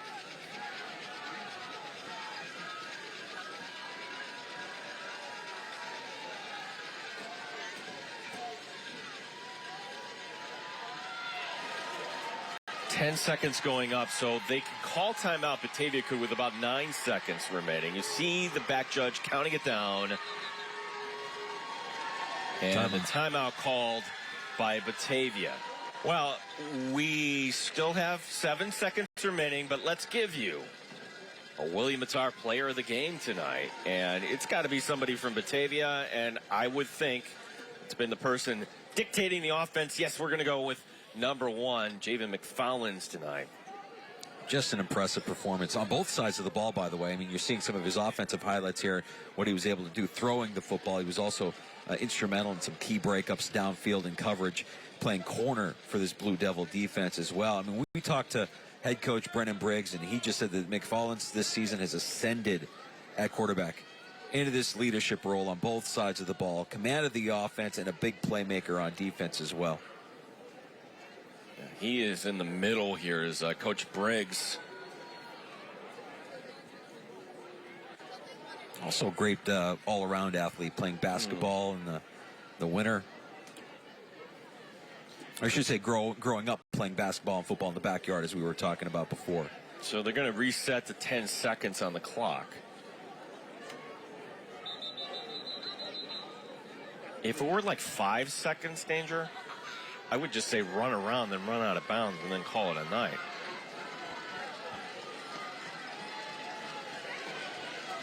You get one play on offense here if you're HF-L. It's 11. It's Wanzenreed. They're going after it. They're going after it. 4th down and very long. Could be just a pooch kick. No, they're going to go for it. McFarland's winding up, throwing deep to the end zone. Got it. It's in. Touchdown. Touchdown. Danger, you called it first. How about that call as Batavia will win this game with no time remaining on the clock. That's the way to finish the game against your rival. Wow. An American Custom Exteriors and Interiors touchdown. The home improvement company that cares. There's a player of the game, Gino. Javen McFarland's with an unbelievable finish for this Blue Devil offense on what was a 4th and 23, connecting deep downfield.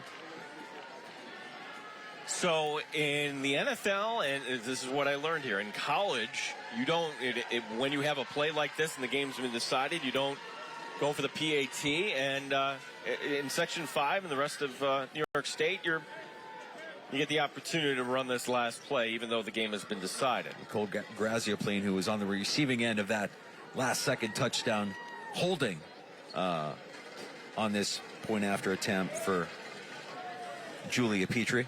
Wow, what a brass call by Coach Briggs there to say, all right. And even if you didn't get it, the clock is at 0 at that point. So they knew that play would take 10 seconds off the clock. Got 1 second left on the clock here, Gino. There's not much of a pass rush, and it's a perfect 5 for 5 on the evening for Petrie. The Batavia Blue Devils remain undefeated, 7-0 on the season. And here's the play that ended it tonight. And the coverage ain't bad. I mean, he had a step. Grazioplane had a step. Came down with it. 1 second left. Oh, 1 second. Okay, my bad. Well, that's why we kicked the PAT. And let's see if we get some sort of a return here from HF-L, though, with 1 second and a 15-point deficit, obviously. Yeah. There isn't a 15-point play, though. Unfortunately. No. But at least for HF-L, this is, you get the sense now Monroe is going to say, what about us and everybody else? But this pretty much could be just round 1 of what will be a battle coming up next month. Boy, and if that battle happens, Gene, I mean, HF-L is going to have to come into that game with a little bit more steam and momentum than they did tonight. Let's face it, I mean, this first half was one-sided. And it really took a valiant effort here in the second half for the Cougars to even make this game close. And a two-score game when it really looked like the first half it was going to be a blowout by Batavia. And this to end the evening, a little squib kick. And for Pride, it's touched. The yellow flag comes down. And they didn't... Interesting, they didn't run any clock there.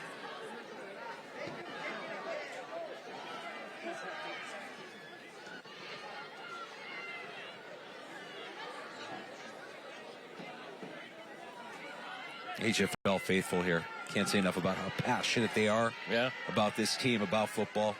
Every time we've come out here, Gene, I'm just always impressed by not just the team, the young men on the field, but also the fans, the supporters of this program, this community.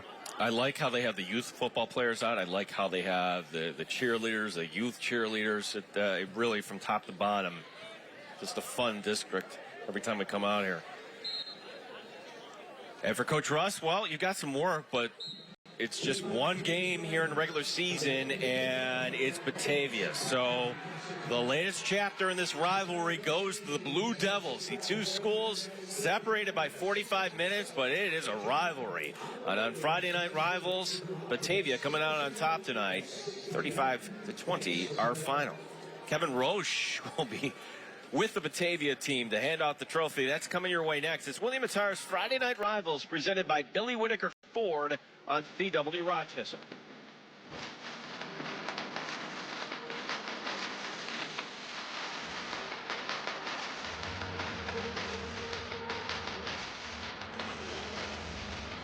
How do you ride?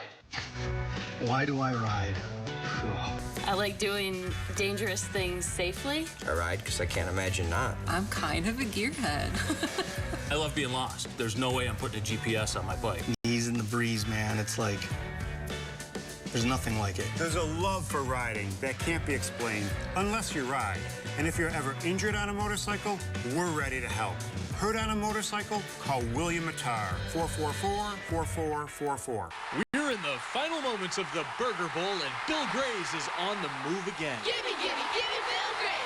Bill Grays has possession on the 20-yard line. It looks like they want to get the ball to the cheeseburger. At over a quarter pound, he's the perfect choice. B19, G38, hut, hike. The ball is snapped, and it's a handoff to the cheeseburger. There's just no stopping him. He's in the end zone. Another touchdown. Bill Grays really has the world's greatest cheeseburger. Iron Chiro, helping you perform at the highest level. Teens are in the most physically demanding time of their life. From oversized backpacks to competitive sports, there is a lot of wear on their bodies and little to no solutions available. At Iron Chiro, we work daily with countless families to solve these obstacles that take away from performance in school, sports, and overall quality of life. Iron Chiro is centered around evidence-based treatment that is personalized and proven to increase performance and expedite the healing process. Upgrade your performance and move in the right direction with Iron Chiro today. Give me a reason why the Wicked Witch of the West is still single. She's independent. Don't miss Family Feud. Hey, look who I found out front. Hey, sir. I'm just glad I'm not the center of all the drama for once. It's about family and baseball. Let's go. See you at the park. I'm gonna sit back and enjoy this. Monday at 8 on CW Rochester.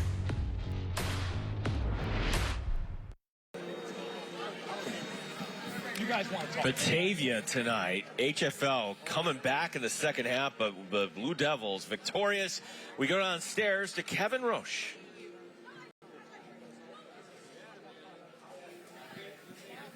All right, Gene, thanks so much here with head coach Brennan Briggs. Talk us about that 4th and 23 play. What was going through your mind deciding to go for it instead of punt? I don't, honestly, I was asking the guys what they want to do. The offense always wants to say, hey, we can get it. You know, I wasn't sure if we could get it, but the philosophy was just drop back, throw it up as high as you can, and hopefully, even if they intercept it, we're going to make a tackle instead of punting the ball, chance of getting a block punt. Like we just figured if they stopped us, then we would just put our dime defense out there and get one stop. You told us at halftime you hadn't seen HF-L's best, and you got that a little bit in the second half. You knew they'd be coming at you. What does it say about your group, the way you held the composure and responded and made big plays to pull this one out? They're a resilient group. I mean, they're tough, and I'm just so proud of them. It's just a testament to them having their backs against the wall and coming out here, getting punched in the face really in that second half, and how are they going to respond to it? And, you know, they answer the bell, and I'm just super proud of them. Expect to see that team again come sectional time? Hoping to see that team again, yes. And you know, they're a very good football team over there. Well, congratulations, the William Mattar Friday Night Rivals winners again for week number 7 here tonight. Thank you very much. Appreciate it. Best of luck against Marion next weekend. Thank you. Appreciate it. Guys, back up to you. Evan, head coach Brennan Briggs now going back. Now he will address his team as certainly it's one win. I'm sure that's what he's going to tell his team, and they're on as they get Marion to finish up. But this is a team that could be very special in Batavia for everybody watching there tonight. How far will this team actually go? Yeah, it is going to be interesting to see how far they can actually go. And if anything, what they've shown tonight, what they've kind of shown over the course of the last few seasons, is that they have become the class of Class B here in Section 5. We'd like to thank our wonderful sponsors here tonight, the law offices of William Mattar, Billy Whitaker Ford, Triple O Heating, Cooling, Electrical, Plumbing, and Storm Basement Waterproofing. Lakeside Roofing, Tracy Door Company, Four Winds Chimney, Bill Gray's, the Ide family of dealerships, American Custom Exteriors and Interiors, Illuminating Expressions, Connors and Ferris, and Iron Chiropractic. We're to Canandaigua next week. Class A1 showdown, Hilton and Canandaigua. Cannot wait for that one as we finish up the regular season, how this flies right by. For the entire team here tonight, our director Eric Harpy, for Kevin Roche down on the sidelines, John Hanna on the stats, our team leader Steve Sinosol, and for our partner Mike Danger, my name is Gene Battaglia. Congratulations to the Batavia Blue Devils, victorious here tonight on William Mattar's Friday Night Rivals on CW Rochester. Have a good night, everyone.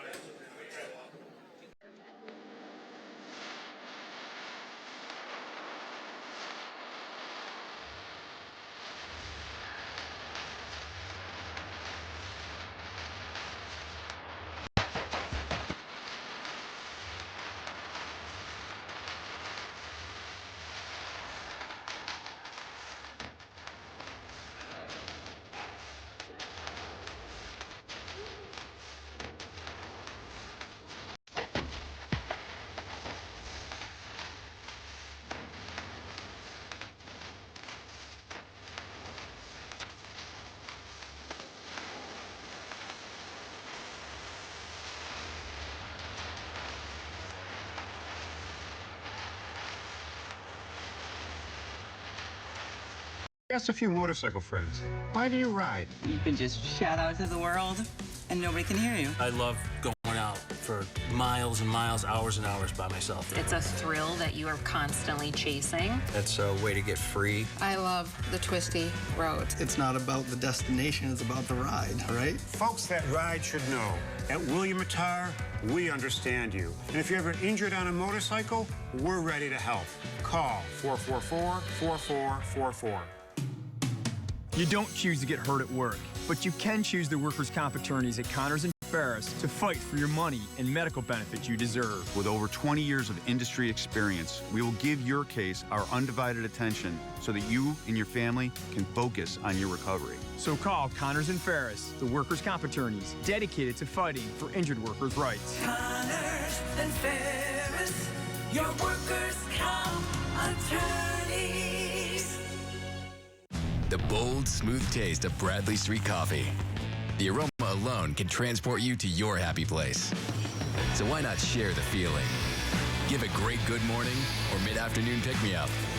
It's brewed fresh throughout the day, so it's ready to enjoy when you are. Pick up a multi-pack